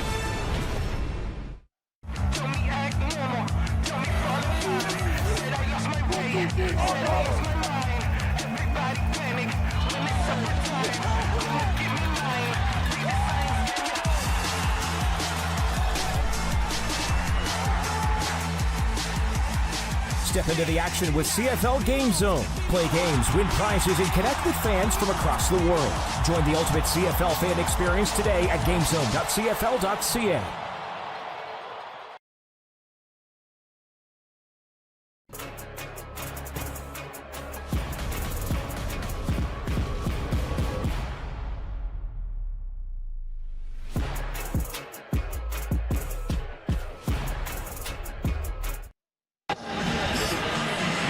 Kadeem Carey has had a very good year, his first in double blue after starting his CFL career in Calgary.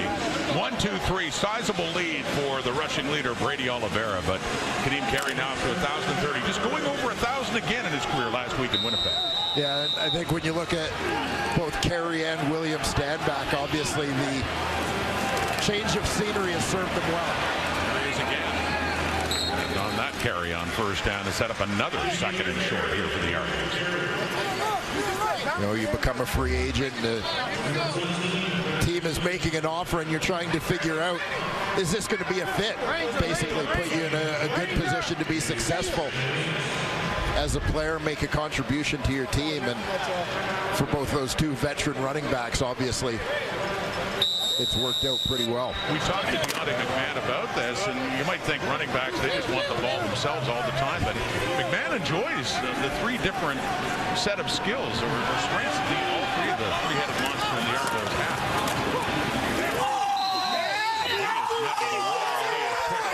Frankie Griffin in there among the Redblacks on Kadeem Carey that time, but he did get enough for the first down.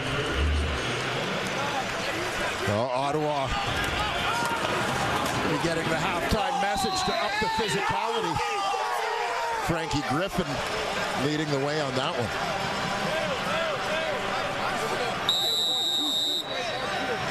But the furthest point of advancement before Griffin drives him back was enough to move the sticks again. Up to the Argo 39, 31-6. And already we're getting towards the midway point of the 3rd quarter. Back to Carey. Has some room. Breaks some tackles. He keeps moving. Has another first down. Javon Santos Knox finally tackling him, but here come the Argos again. And on the ground. We're seeing the Argos roll 2 backs out there at a time. That time, Deontay McMahon motioned to line up out wide. And quite frankly, I think it created a distraction for the Ottawa defense, anticipating that it might be some sort of gadget play or package play to get McMahon out in space against coverage. What it does is help loosen things up again in the box for Kadeem Carey. So the 2 backs working together in different ways. The Argos have had the ball for twice as long as the Redblacks. And this continues with Daniels taking it down to the Ottawa 48. And looks like another first down. This relentless Argo offense keeps moving. Actually, where they spot very close. Call it another 2nd and short for Ottawa.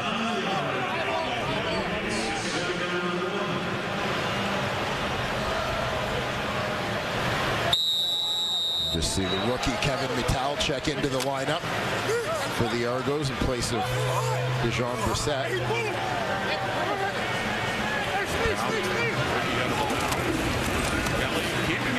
in short yardage. And it's interesting, they're having a lot more success in short yardage, but you're right. That in the past has been a problem trying to figure it out and what kind of approach they're going to take with Kelly in. It used to be Cameron Dukes. Will they always run a short yardage style or spread it out as we saw early in the game? Yeah, here we're seeing them not bringing big bodies in. I think, again, much of the feeling is you bring big bodies, they're going to bring big bodies. They feel they have a little more flexibility and maybe a little more advantage, quite frankly, going with their 5 receiver personnel. That time, Mittal, a little bigger guy, about 2 1/4, coming in to help with the block. You get conditioned that there's a short yardage specialist like Tommy Stevens, Chris Streveler before he got hurt, Dominic Davis to put a top, or bringing in a running back like Andy Leafrey or David Mackey. But it's not the conventional wisdom to leave your starter in that the Argos have been doing. Yeah, as rosters in the Canadian Football League, so basically over the past generation, gotten a little bigger. Yeah, you can have guys in slightly more specialized roles, and the short yardage quarterback has kind of become one of those. Kelly has been staying in, taking those snaps, and so far on this day, it's been working out well for Toronto as they get another first down. They're at the Ottawa 48, and they are in charge, looking to win this and assure themselves of a home playoff day. Dan Adebaboye, the ball carrier this time, one of the 3 we talked about, along with Carey and Deontay McMahon, and he picks up about 5 more in the ground for Toronto. Adebaboye has exceeded already this season his number of carries from last year. He got hurt late in the year. It was unavailable in the playoffs for the Argos, but last year 41 carries, averaged 7 yards a crack last year prior to that injury. Coming back from it this year, the per carry numbers are down, but still very productive at over 200 yards. At the 25 for the Argos. That's Coxey on the outside here, toying with our emotions as he makes the catch. And then he had the first down, didn't have the first down, had the first down again.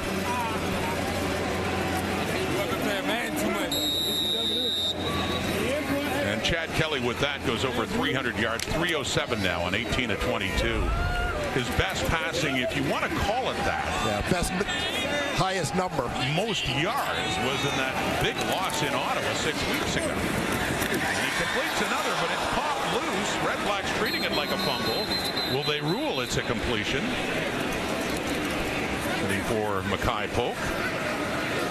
Javon Santos Knox getting into it with Landon Rice now, and Carey is there as well.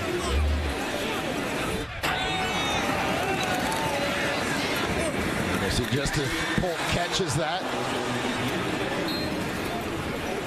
takes a shot from Lamont on the corner. And they've ruled that incomplete. No catch.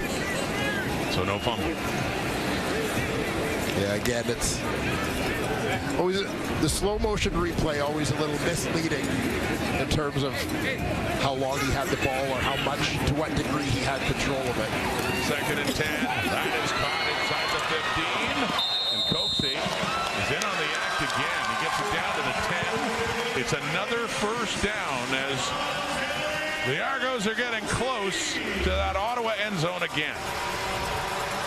Yeah, a little bit of room for the Toronto receivers to work underneath now,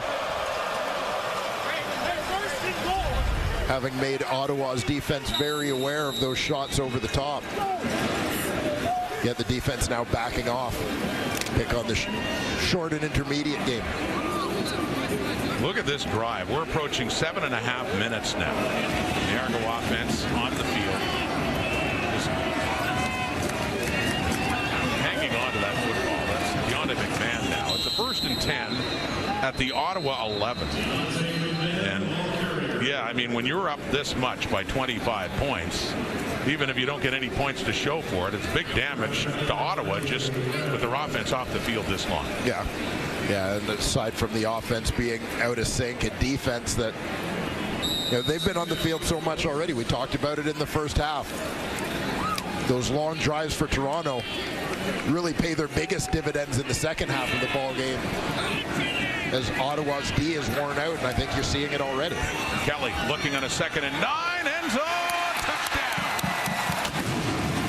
Well, they're just padding the stats now. They are getting closer and closer to confirming a home playoff date against these Red Blacks.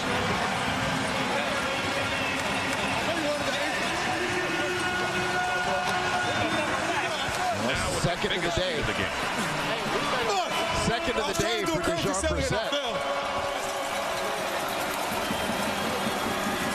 3 receivers looking to create a little bit of confusion. He's got the other 2 guys pushing deep. He's Brissett one-on-one underneath.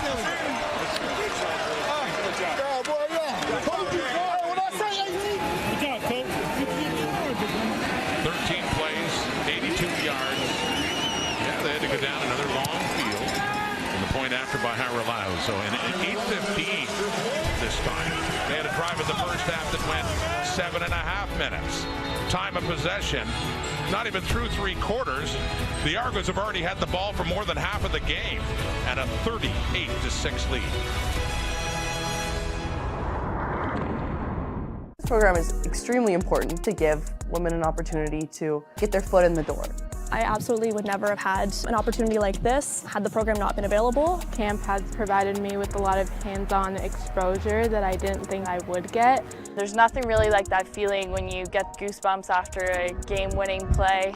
So I wanted to have a career where I could help make those moments happen. It gives women a chance to make a difference that we might not have otherwise been given, which is amazing. Purelator tackle hunger, and the stop in Toronto this week can't help but think of our friend Chris Schultz, who was a part of this cause for so many years.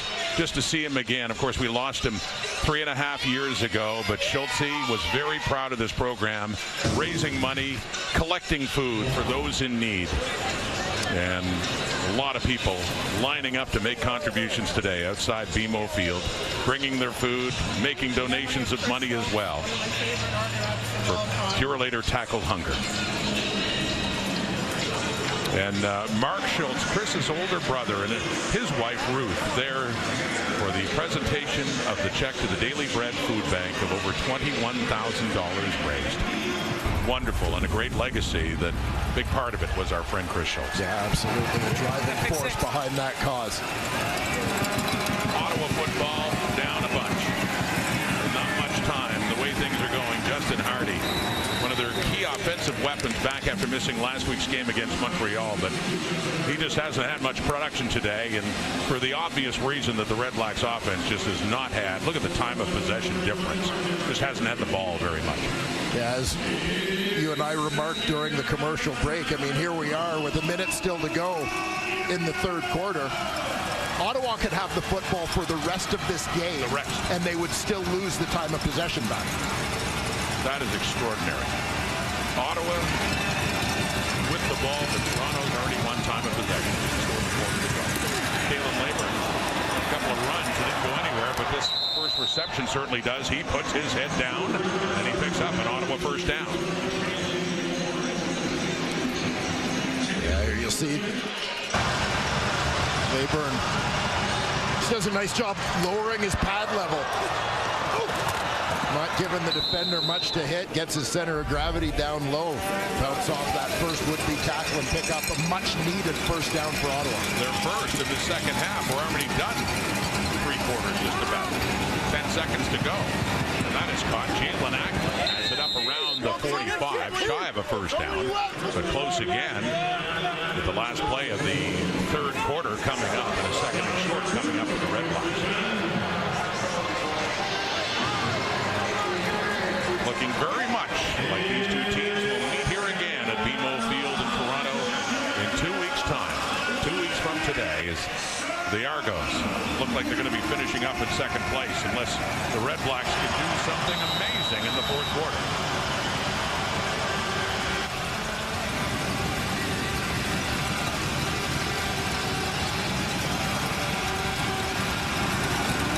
Last play, quarter number 3. Labour and Hamilton.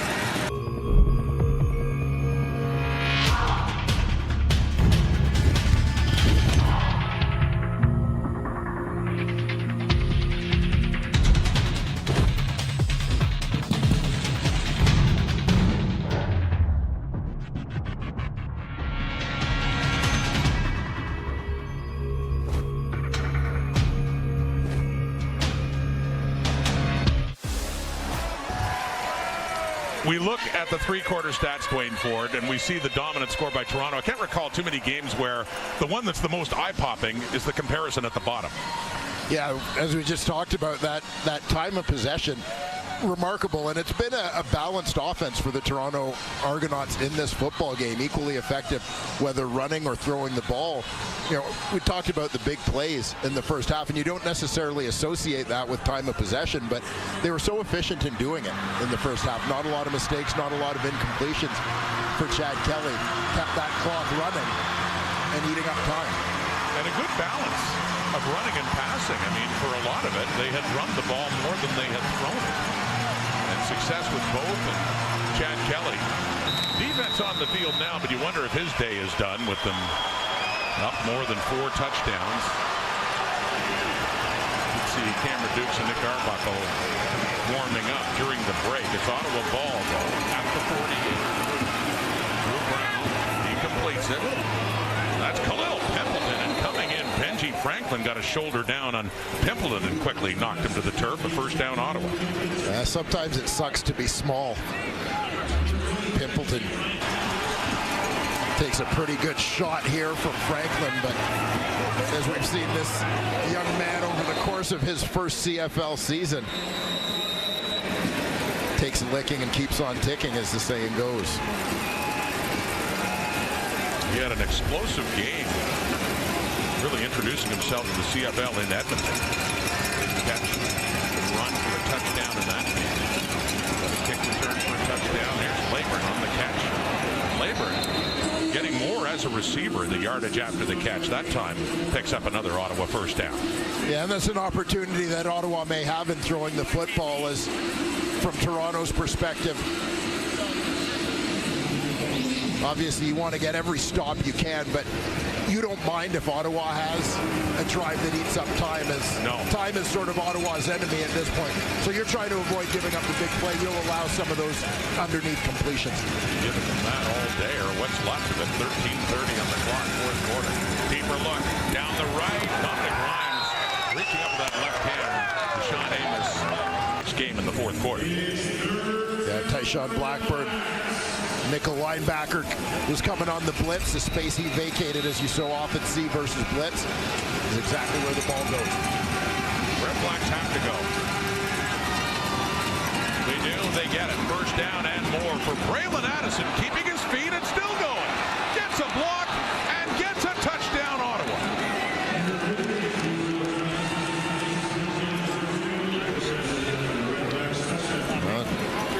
Braylon Addison in his return to the lineup, making the most of it. His second touchdown of the ball game.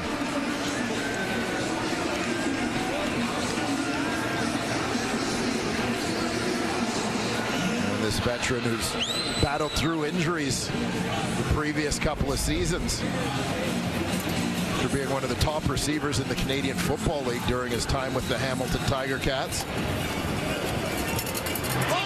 For Addison, as you mentioned, missed a lot of time. His first game in over 2 months. Caps off the 9-play, 95-yard drive with his first touchdown of the season. He's Redblack. Nearly 4 minutes off the clock. That's an important thing to consider. They go for the 2, and the 2-point conversion fails. So Ottawa has 2 touchdowns, but no conversions on them. And it is still very much the Argos game at this point in time. 38-12. Toronto still leading.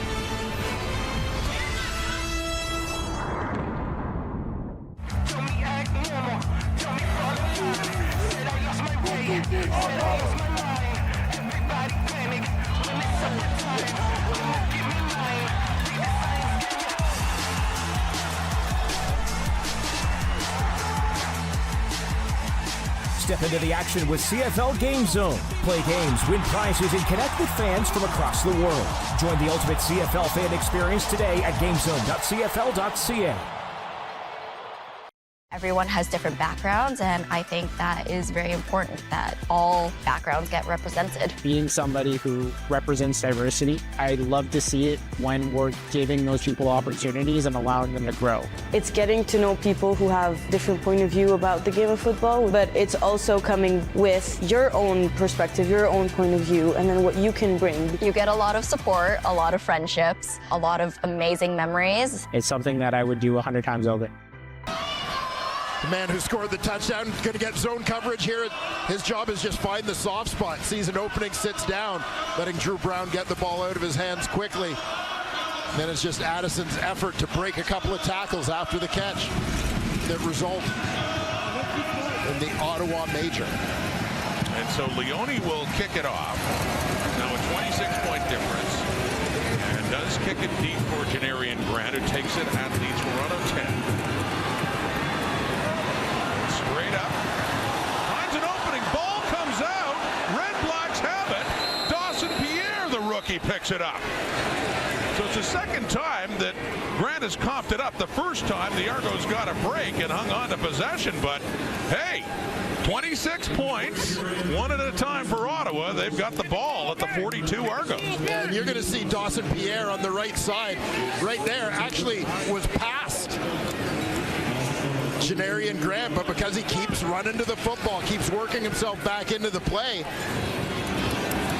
he finds himself in just the right spot as this hit pops the ball out. Rookie out of Concordia. It's a huge specialty play. Having one of those look what I found moments. So Ottawa benefits from the turnover. They have the ball just coming off the touchdown. See what else they can do. Here's a deep look for Nick Mardner. And it's intercepted by Tavares McFadden. So the Redblacks got a break, but they give the ball right back.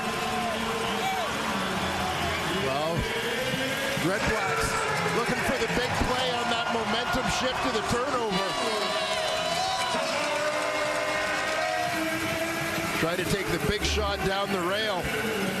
Looking to take advantage of the height of Nick Mardner. As first you see the fumble. Dawson Pierre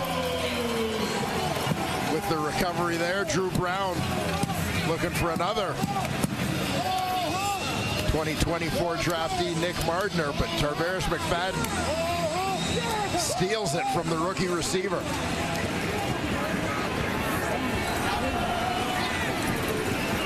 Tavares McFadden, third year at Florida State with his second interception of the season. And we got a challenge now from Bob Dice at a critical moment, obviously, for Ottawa. They not only need touchdowns, they need them in a real hurry, and they did have an opportunity there in that deep look to Mardner.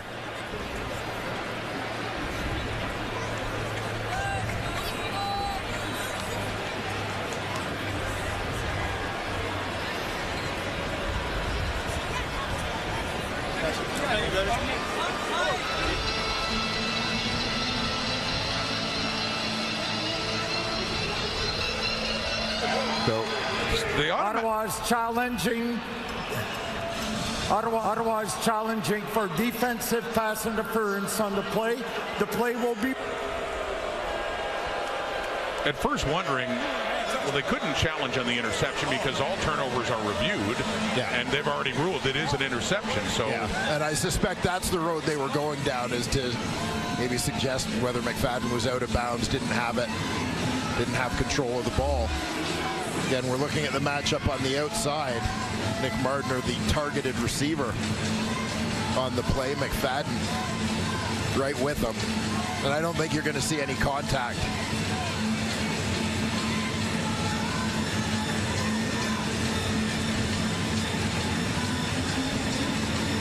Well, that shouldn't take long. It's a challenge for pass interference. Yeah, and you could see clearly. You know, I understand why Ottawa is looking very hard for something to challenge for on this play, because they need this play to go differently. Well, it doesn't look like it will. No. We await the official word from the command center. After review, the ruling on the field stands. Interception by Toronto. Hey, God, Tommy, not so it is Argo football, and they are very deep in their own zone. They have been before. A couple of their touchdown drives, they have gone nearly the length of the field and taken just big chunks of time off the clock, and we're at 11:15 and counting now in the fourth quarter. And Redblacks running out of time, down 26. Chad Kelly, though, looked like his day might be done, but then Ottawa scored a touchdown, so he's back out on the ground. Out of Aboye, up across the 10. Second down coming up. And that little bit of breathing room goes a long way, even just in opening up some options in your playbook where you don't have to maneuver around the uprights. The Argos have repeatedly, and part of their success, obviously, getting themselves into second and short so many times in this game. Their plays on first down have really helped them out big time so far in this one. It's a 2nd and 3. That carry by Aboye. Gets it again. And looks like he has another first down. So 2 running plays, more time off the clock, and the drive continues for the Argos. Very effectively keeping Ottawa's defense off balance with their own play calling.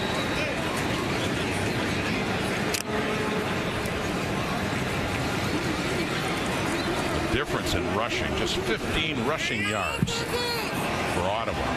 Argo defense completely shutting that down. Toronto 15. Aboye again, this time nothing. Maybe a lost yard there. It's Bennett Williams, strong side linebacker, and Damon Webb coming in to stop Aboye. And I think when you look at the discrepancy between the two teams' rushing numbers at this point, you know, a lot of that just having to do with the score, right? Ottawa chasing the game and needing to try and get chunks of yardage, get yardage quickly, essentially. For so much of this game, they got behind by a lot early and had to get away from the run game a little bit. Only 6 running plays by Ottawa. That's Brissett. A couple of touchdowns in this game, gets it up across the 15, and that 2nd and long. And frustration there from the Argos. Bennett Williams in the mix, but punting unit will come on, and Haggerty's going to have to kick it from deep in the Argo zone. Bennett Williams aggressively trying to rip out the football there. Again, understandably, given the situation in this ball game, much as it may have ruffled some Argo feathers. Khalil Pimpleton does have 1 return for a touchdown this season for the Redblacks. Now for Ottawa, this would be a good time for number 2. Should have good field position. Pimpleton takes it, gets outside midfield, cuts it back. There's a good thing going here. He's still on his feet, and a good return for Khalil Pimpleton. Down just outside the 35 of the Argos. So offense coming back on near the midway point of the fourth quarter. Redblacks facing a road playoff date, running out of time with a lot of ground. Argos defense huge last week in Winnipeg first, so this is heading down to the final minute. The sack by Falarina-Rimalade to force a 3rd down and long. Zach Collaros couldn't get the first down because of another defensive star in Wynton McManus. Let's go back to Matthew. I mentioned, Rod, that Wynton McManus and Falarina-Rimalade are really leaders in this room in the way that they've tried to impress on Chad Kelly how to play in big moments. Well, it's because they lead by example. I was speaking to co-defensive coordinator Kevin Iben about this, and he was effusive when talking about the way to pick up down towards the 10, grinding down is Caitlin Laburn.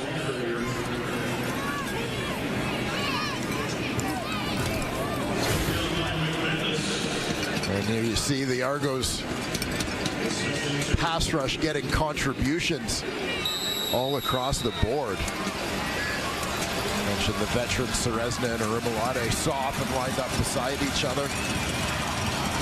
Robbie Smith added to his total today. Laburn this time, that was Addison before, by the way, with that carry. They pick up to get them down closer. And that short yardage needed is picked up by Leyburn for a 1st and goal coming up here down at the 6 for the Red Blacks.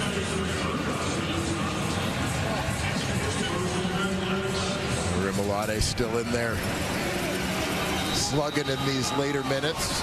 Seeing some of the young guys getting an opportunity on defense. Tyson Hergott out of Waterloo in at DN. Seen a little bit of Jordan Williams at D tackle as well today. On the 1st and goal, Brown scrambling. Seresna's chasing him. He gets rid of it. And too far. He's looking for Hardy, but right out of bounds as well. 2nd and goal coming up. 5:56, just under 6 minutes to go in the 4th quarter.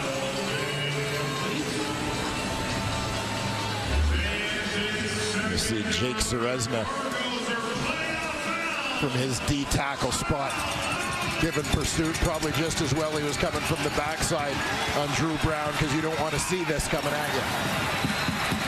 Seresna came into the day tied with Ottawa's Michael Wakefield for the CFL sacks lead at 8. A lot of interior guys at the top of the sacks list this year. There are. Toronto 6 now, 2nd and goal. Brown deep, right to the back of the end zone, but no, it is caught by Rhymes, but put out of bounds. 3rd down coming up. Yeah, just a bit long on this one. Rhymes coming from the left side, working for the post.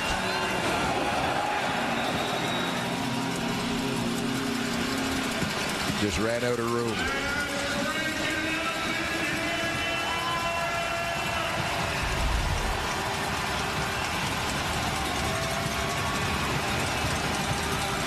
Third and goal. Crowd picks up here at BMO. Brown swinging it up to Leyburn. Can't find the end zone. Can't even get to the 5. Good defensive play again. That's Benji Franklin coming in and had it all read perfectly. Kevin Ivan likes that. And why not? Because it's a turnover on downs. And the Argos can start making plans for hosting a playoff game against these Red Blacks in 2 weeks. The Alouettes on the road. They've already clinched first up against the BC Lions. And they are already in 3rd place, locked in. They're going to be on the road to face either Saskatchewan or Winnipeg. First in the West still is undecided. That goes down to the final week next week. But that one is coming up, and Vernon Adams getting the start against his old team for BC as the Lions try to just straighten this out before playoff time. It's Cameron Dukes at quarterback now, in for Chad Kelly. Dukes hasn't played since week 9, or that was his last start. He did get in for a few reps in more recent times, but the final numbers for Kelly, who completed his first 21 to 26, 331, 3 touchdowns. Just a lot of that damage done in the first half. Yeah, so we've seen 2 games that have been kind of opposites of each other, really, in the matchups between these 2 teams. Argos dominate early in this one, as Ottawa dominated early in their home. And knowing that they'll meet again in 2 weeks here at BMO. Supporting your point. Going nowhere out of a boy. Well, he does break loose a little bit now. And that 2nd down play, but 3rd down coming up. But supporting your point about the importance of home field, those dominant performances were by the home team. And Ottawa now knows they're going to have to come back here in 2 weeks' time and win a road playoff game. By the way, Dwayne, in the history of the Red Blacks, they have played 7 postseason games. 3 of them were Grey Cups. The other 4 were all at TD Place. They have never played a road playoff game, and that's about to change. How have they done in the postseason in this stadium, though, Rod? That is an interesting question, because the biggest game, the biggest win in the 10-year history of the Ottawa Redblacks, Wayne Ford, to your point, came right here at BMO Field in the upset victory in overtime to the Calgary Stampeders in 2016. So they do have that. Bob Dice certainly does. He was their special teams coordinator with Ottawa back in 16. So he squeaks through. How did he do that? He's still going. Khalil Pimpleton, and a flag comes out late after he is tackled as he gets it inside the Argo 25. Yeah, I think when you look for positives in this football game for Ottawa, and you have to look hard, often no quit. You think about a play like this by Pimpleton or the Braylon Addison touchdown where he's fighting through tackles to get into the end zone.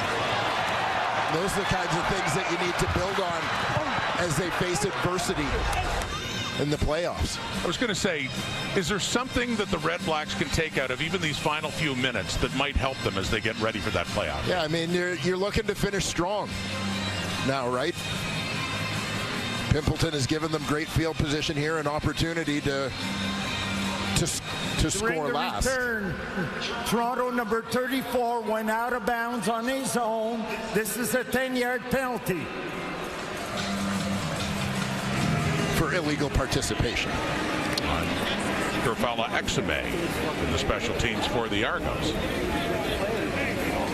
A little bit closer for Ottawa, but foregone conclusion now as we head down near 3 minutes, 38-12. Ryan Dinwiddie, and by contrast for him, if you take away the Grey Cups, in his time with Toronto, has never had a road playoff game.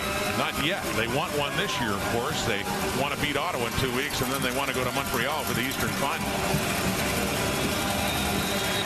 Dinwiddie, the head coach in Toronto since 2021.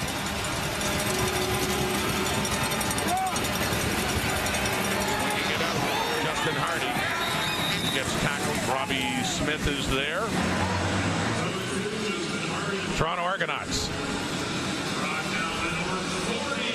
They finished first in the previous 3 years. They'll be happy right now with second place. They wanted to secure it, and they have. Just going to run out the clock now, but still up big in the Red Blacks.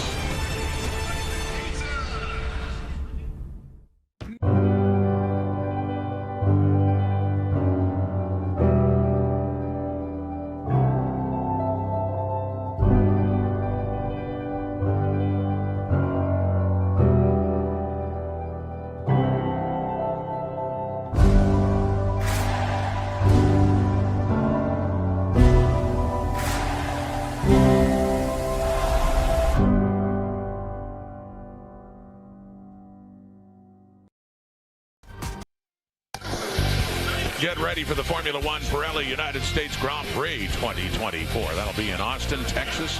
Tune in tomorrow, 1:30 p.m. Eastern, 10:30 a.m. Pacific.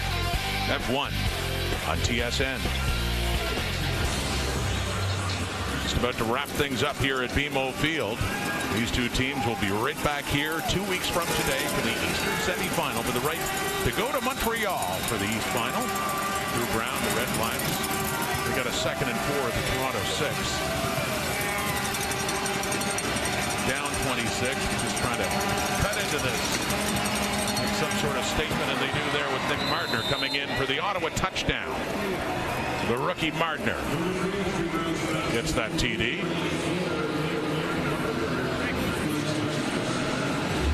Mardner, left side of your screen.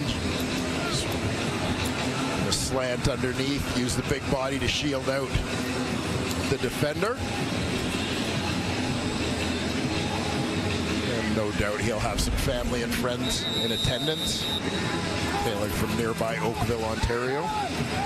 Nick Mardner, high draft pick, number 2 overall, and he has his 3rd touchdown of the season with the Red Blacks. Albeit late in a game that is already decided, 2:39 on the clock, the 2-pointer, and that'll get it up to 20. Still 18 points ahead of the Argos with 2:39 on the clock. Talk about Ottawa receivers. Very saddened to learn this week of the passing of one of the all-time greats, Wick Tucker, number 26. Just a terrific Hall of Fame receiver with the old Ottawa Rough Riders back in the Russ Jackson days from 1962 to 70, and won the Grey Cup with the Riders in back-to-back years in 68 and 69. Yeah, Wick Tucker, well, playing before my time, but one of those names you definitely grow up recognizing as a CFL legend, and still holds a CFL record for the highest career average yards per catch. 22.4 over a career. Over a career is just amazing. And to think, you know, he retired in 1970 and that record still stands. Yeah. For 50 years later, Whit Tucker. And I'm old enough to remember those old Ottawa football days. Russ Jackson, Hall of Famer. Ron Stewart, Whit Tucker, Vic Washington, Margene Atkins. Just some great teams. They beat Calgary in '68 and Saskatchewan in the '69 Grey Cup. And Tucker had a couple of touchdowns against the Riders in a losing cause when Saskatchewan won it in 1966. But Hall of Famer went in 1993 with Tucker passing away this week at the age of 83. Our condolences to his family. Short kick. Onside. It bobbled. It's Ottawa ball. So if nothing else, Dwayne, we talked about any kind of statement they can make late in a game and execute some things that who knows might come in handy a couple of weeks from now. They're not going to get this game today, but trying to salvage something late, knowing that they'll meet again. Yeah, finish strong, and you know, even to show something like this late, I think it's very much about, from an Ottawa point of view, looking to win the quarter, win the half, win some portion of this ball game. Perfect bounce just off the outstretched fingertips of Dejon Brissett. Kenny Onyeka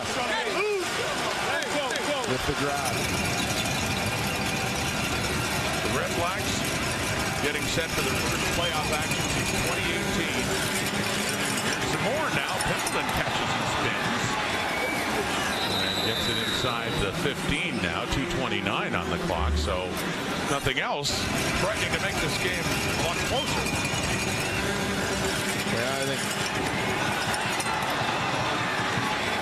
Ottawa may be petitioning to add a fifth quarter to this one as they have momentum for the first time all day the last few minutes of this ball game.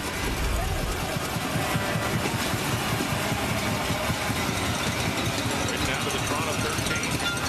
Getting that onside kick. That one going right back to Pinball. Benji Franklin is there.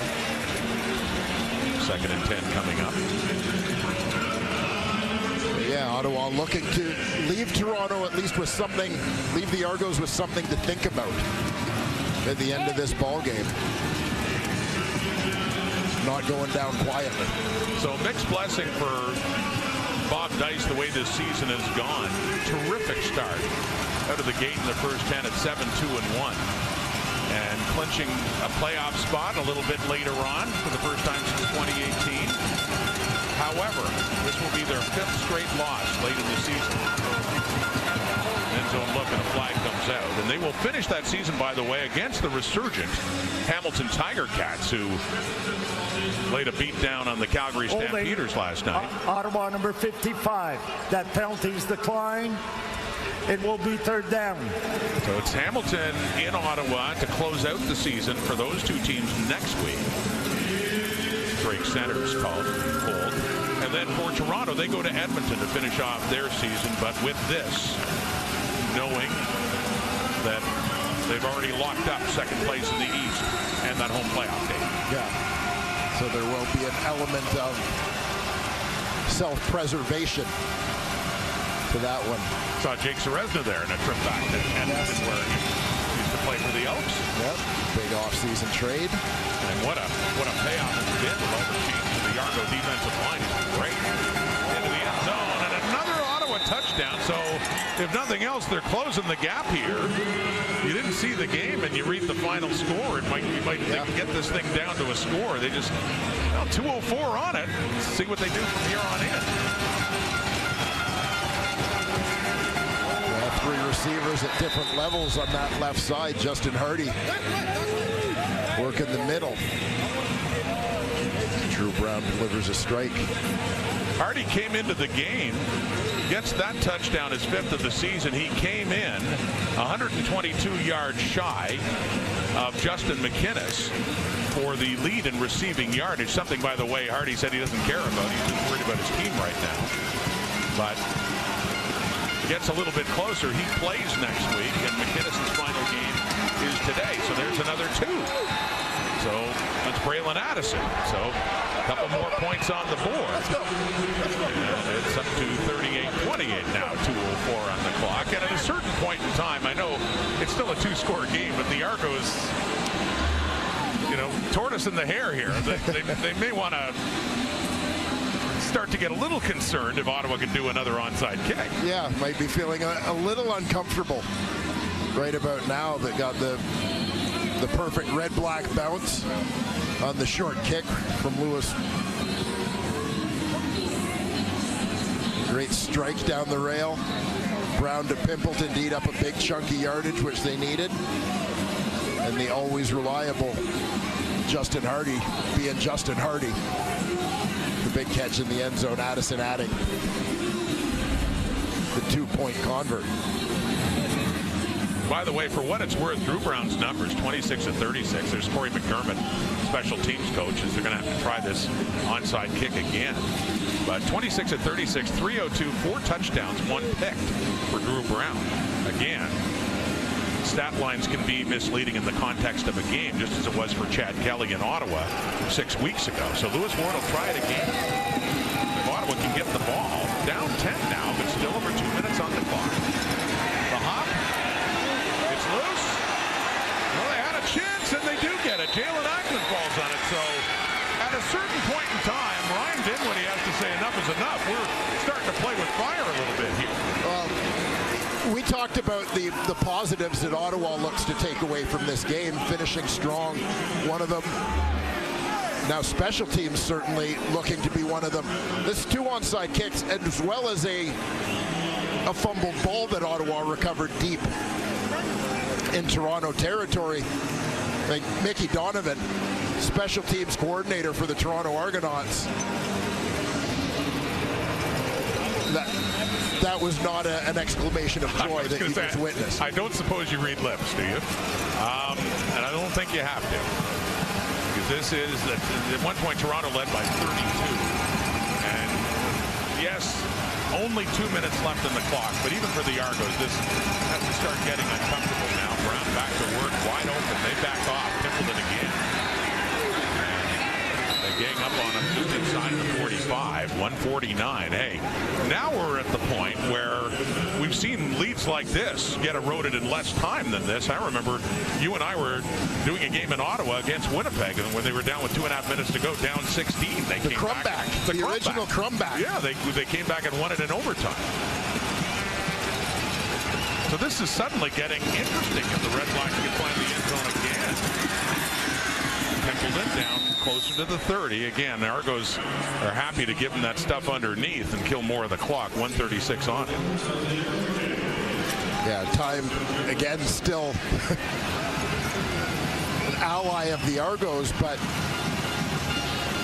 those are pretty good chunks that they are conceding right now to the Ottawa Redblacks. Right down to the Toronto 31.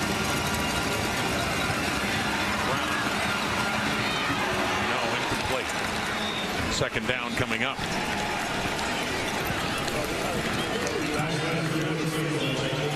And Lewis Ward staying limber there in the sideline. Remember, 2-score game, and at this point, if they end up in that predicament, they could go ahead, kick the field goal, and try yet another onside kick to see if they could go for the end zone then. But it is a second down and 10 right now, and Ward has certainly been doing his job with those onside kicks. Yeah, he's gotten a very good bounce, nice execution. It's not a fluke where the ball bounces on those kicks. See kickers work on it all the time. That third bounce goes high. 4-man rush on Brown, flushed out. Has to throw it away. So yeah, you got a 3rd and 10 now. So if you get close enough, kick the field goal. Lewis Ward is coming on. Yeah, that's exactly as you alluded to. The field goal team, the decision was made. If they got stopped, get the field goal team out there. This ends up being a much closer game than we would have thought when it was over 4 touchdowns. The Argos leading not long ago. Well, when we talked about the time of possession, I joked about Ottawa having the ball for the rest of the game, and it kind of feels like they basically have. They have, yeah. It is the 4th quarter score is 22-0 Redblacks. Leone to put it down.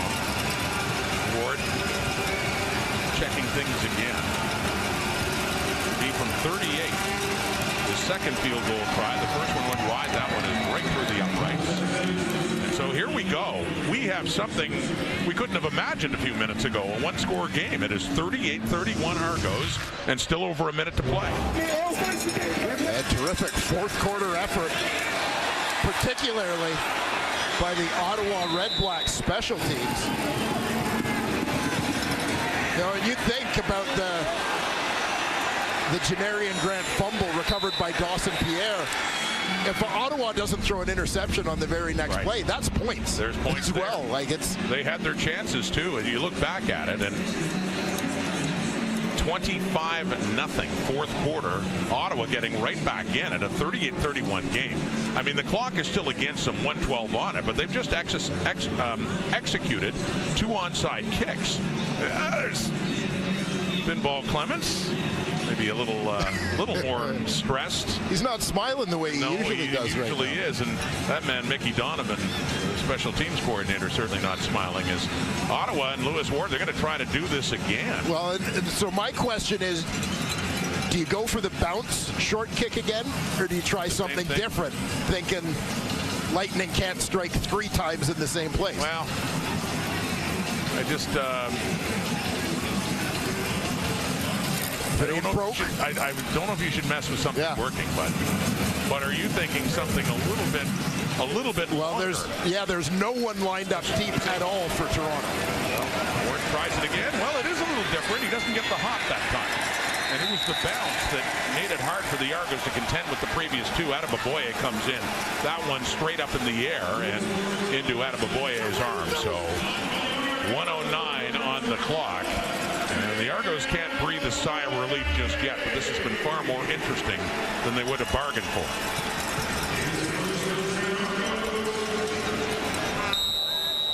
And how tightly will the Toronto Argonauts be clutching the football on this possession? The previous 2 by Ward had bounced first and taken a crazy hop. The Redblacks had recovered. So Chad Kelly's still in. Carry running, and he gets a couple of yards. So second down coming up, 1:03 on the clock. Certainly a possibility for the Redblacks to at least get the ball back. Timeout, Ottawa. And there was a time in the third quarter of this game when we were wondering how soon is Chad Kelly going to be out of this game. We didn't think the answer would be he's not.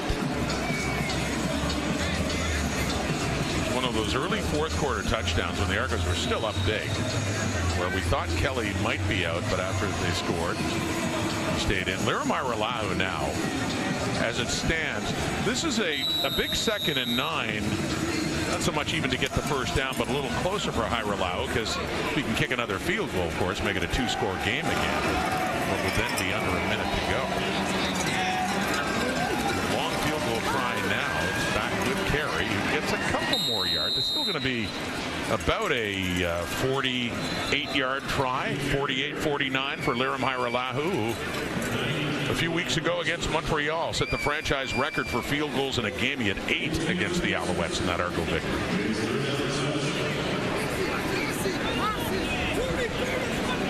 Well, Hairelau, 19 of 23 on the season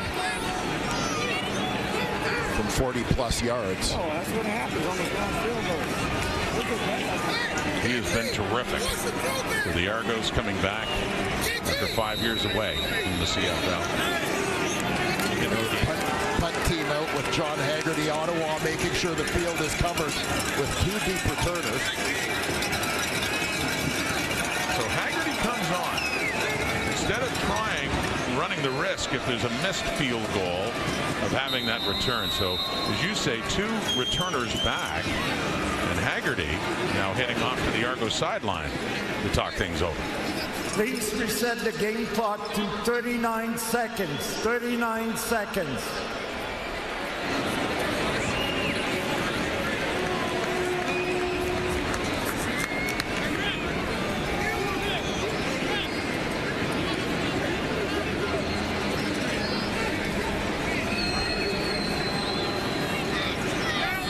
Argos running as much time off that clock as they could. Again, though, this is a scenario a half hour ago they couldn't have imagined being in, having to properly execute a strategy to finally clinch this game in home field next 2 weeks' time.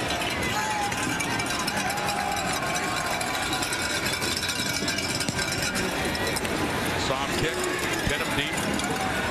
Braylon Addison with it. 30 seconds on the clock. The Red Blacks need a touchdown. Well, good punt and cover. And again, good execution from the Red Blacks' perspective, getting the two returners out there. Basically limiting the opportunity for Haggerty to get that ball on the ground and have it roll. Keeps it away from Templeton that time, and Addison takes it, gets it out to the 12. So, yeah, it'll take a miracle. I'll tell you what, not as big a miracle as it would have taken, I think, about a half hour ago when they were down by, at one point, 32 points.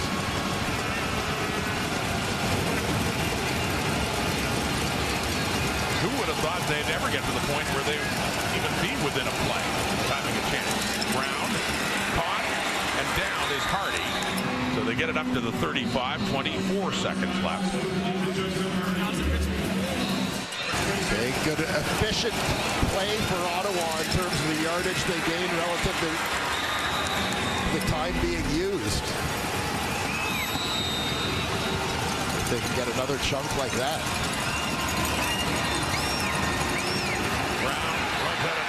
Down he goes. A timely sack for Derek Parrish, the first-year Argo. Yeah, Parrish in that defensive end rotation. Got some starts. He's on the left side of your screen.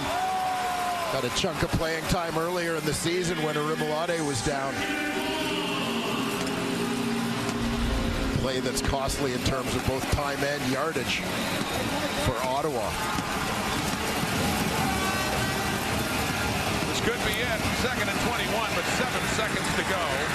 Leyburn does go down with 2 seconds on the clock, so time for one more play, and they need a touchdown. Yeah, you just think about the cost of that sack, where had they not gotten sacked, even if they throw the ball out of bounds, whatever, you at least get yourself close enough where you're taking a Hail Mary shot at the end zone. Now you can't reach the end zone. Parrish sack proving huge. The Argos made it look so easy for 3 quarters. And then took their foot off the gas. Ottawa came back and made it a one-score game. But this is the last play. Touchdown or bust for the Red Blacks. It's caught. Midfield. Hardy looking to lateral. He does. And back to Hardy. Play's still going on. Leyburn with it now, and he gets rid of it, and finally it falls to the turf. There is Bladick, the last one to touch it for Ottawa. Toronto ball. Well, not as easy as it looked like it was going to be for the Argos, but they do get the win. They get home field in 2 weeks' time, but in that one, when the Red Blacks and Argos meet again, it's win or go home. The sudden death.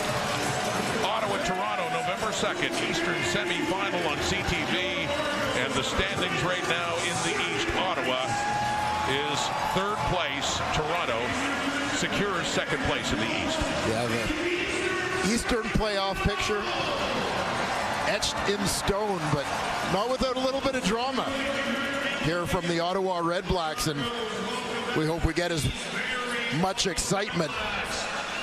Let's go down to Matthew Shinetti now with Wynton McManus. Wynton, I know you well enough to know that as happy as this team might be now to host the East semifinal, what kind of lessons do you want to take away from that 4th quarter? Man, that's not the way we want to finish the game. That's not how we play ball, man. That's not how we attack. That's not how we tackle. Man, we got to be way better than that if we want to win. But I imagine you look at that Parrish sack is to know that we talked about this pregame. When it's somebody's time to execute, someone's got to step up. Yeah, it's a team effort. So, all across the board, we just preach rushing together and covering together. And, so when you see sacks like that, it comes in together. Oh, man, that's not the way we do defense. We'll see you in 2 weeks for a Big East semifinal. Thank you, man. See you there. Rod? Oh, Matthew. Hey, Dwayne, Ottawa at least give them something to think about for 2 weeks' time? Well, that's the mission that they had going into the fourth quarter. I think mission accomplished. They didn't start the game the way they wanted, but they sure finished strong. They did, and the Ottawa Redblacks have lost 5 games in a row, but at least salvaged something in this game that had just gotten so far out of hand. So yes, third place for the Redblacks, but anticipating their first playoff game since 2018. They already knew it was against the Argos, and now they know they are coming back here to BMO Field. The winner will go to Montreal for the East Final. Ottawa's hoping that maybe it showed enough that they can do something here in Toronto's home 2 weeks from now. Thanks for watching.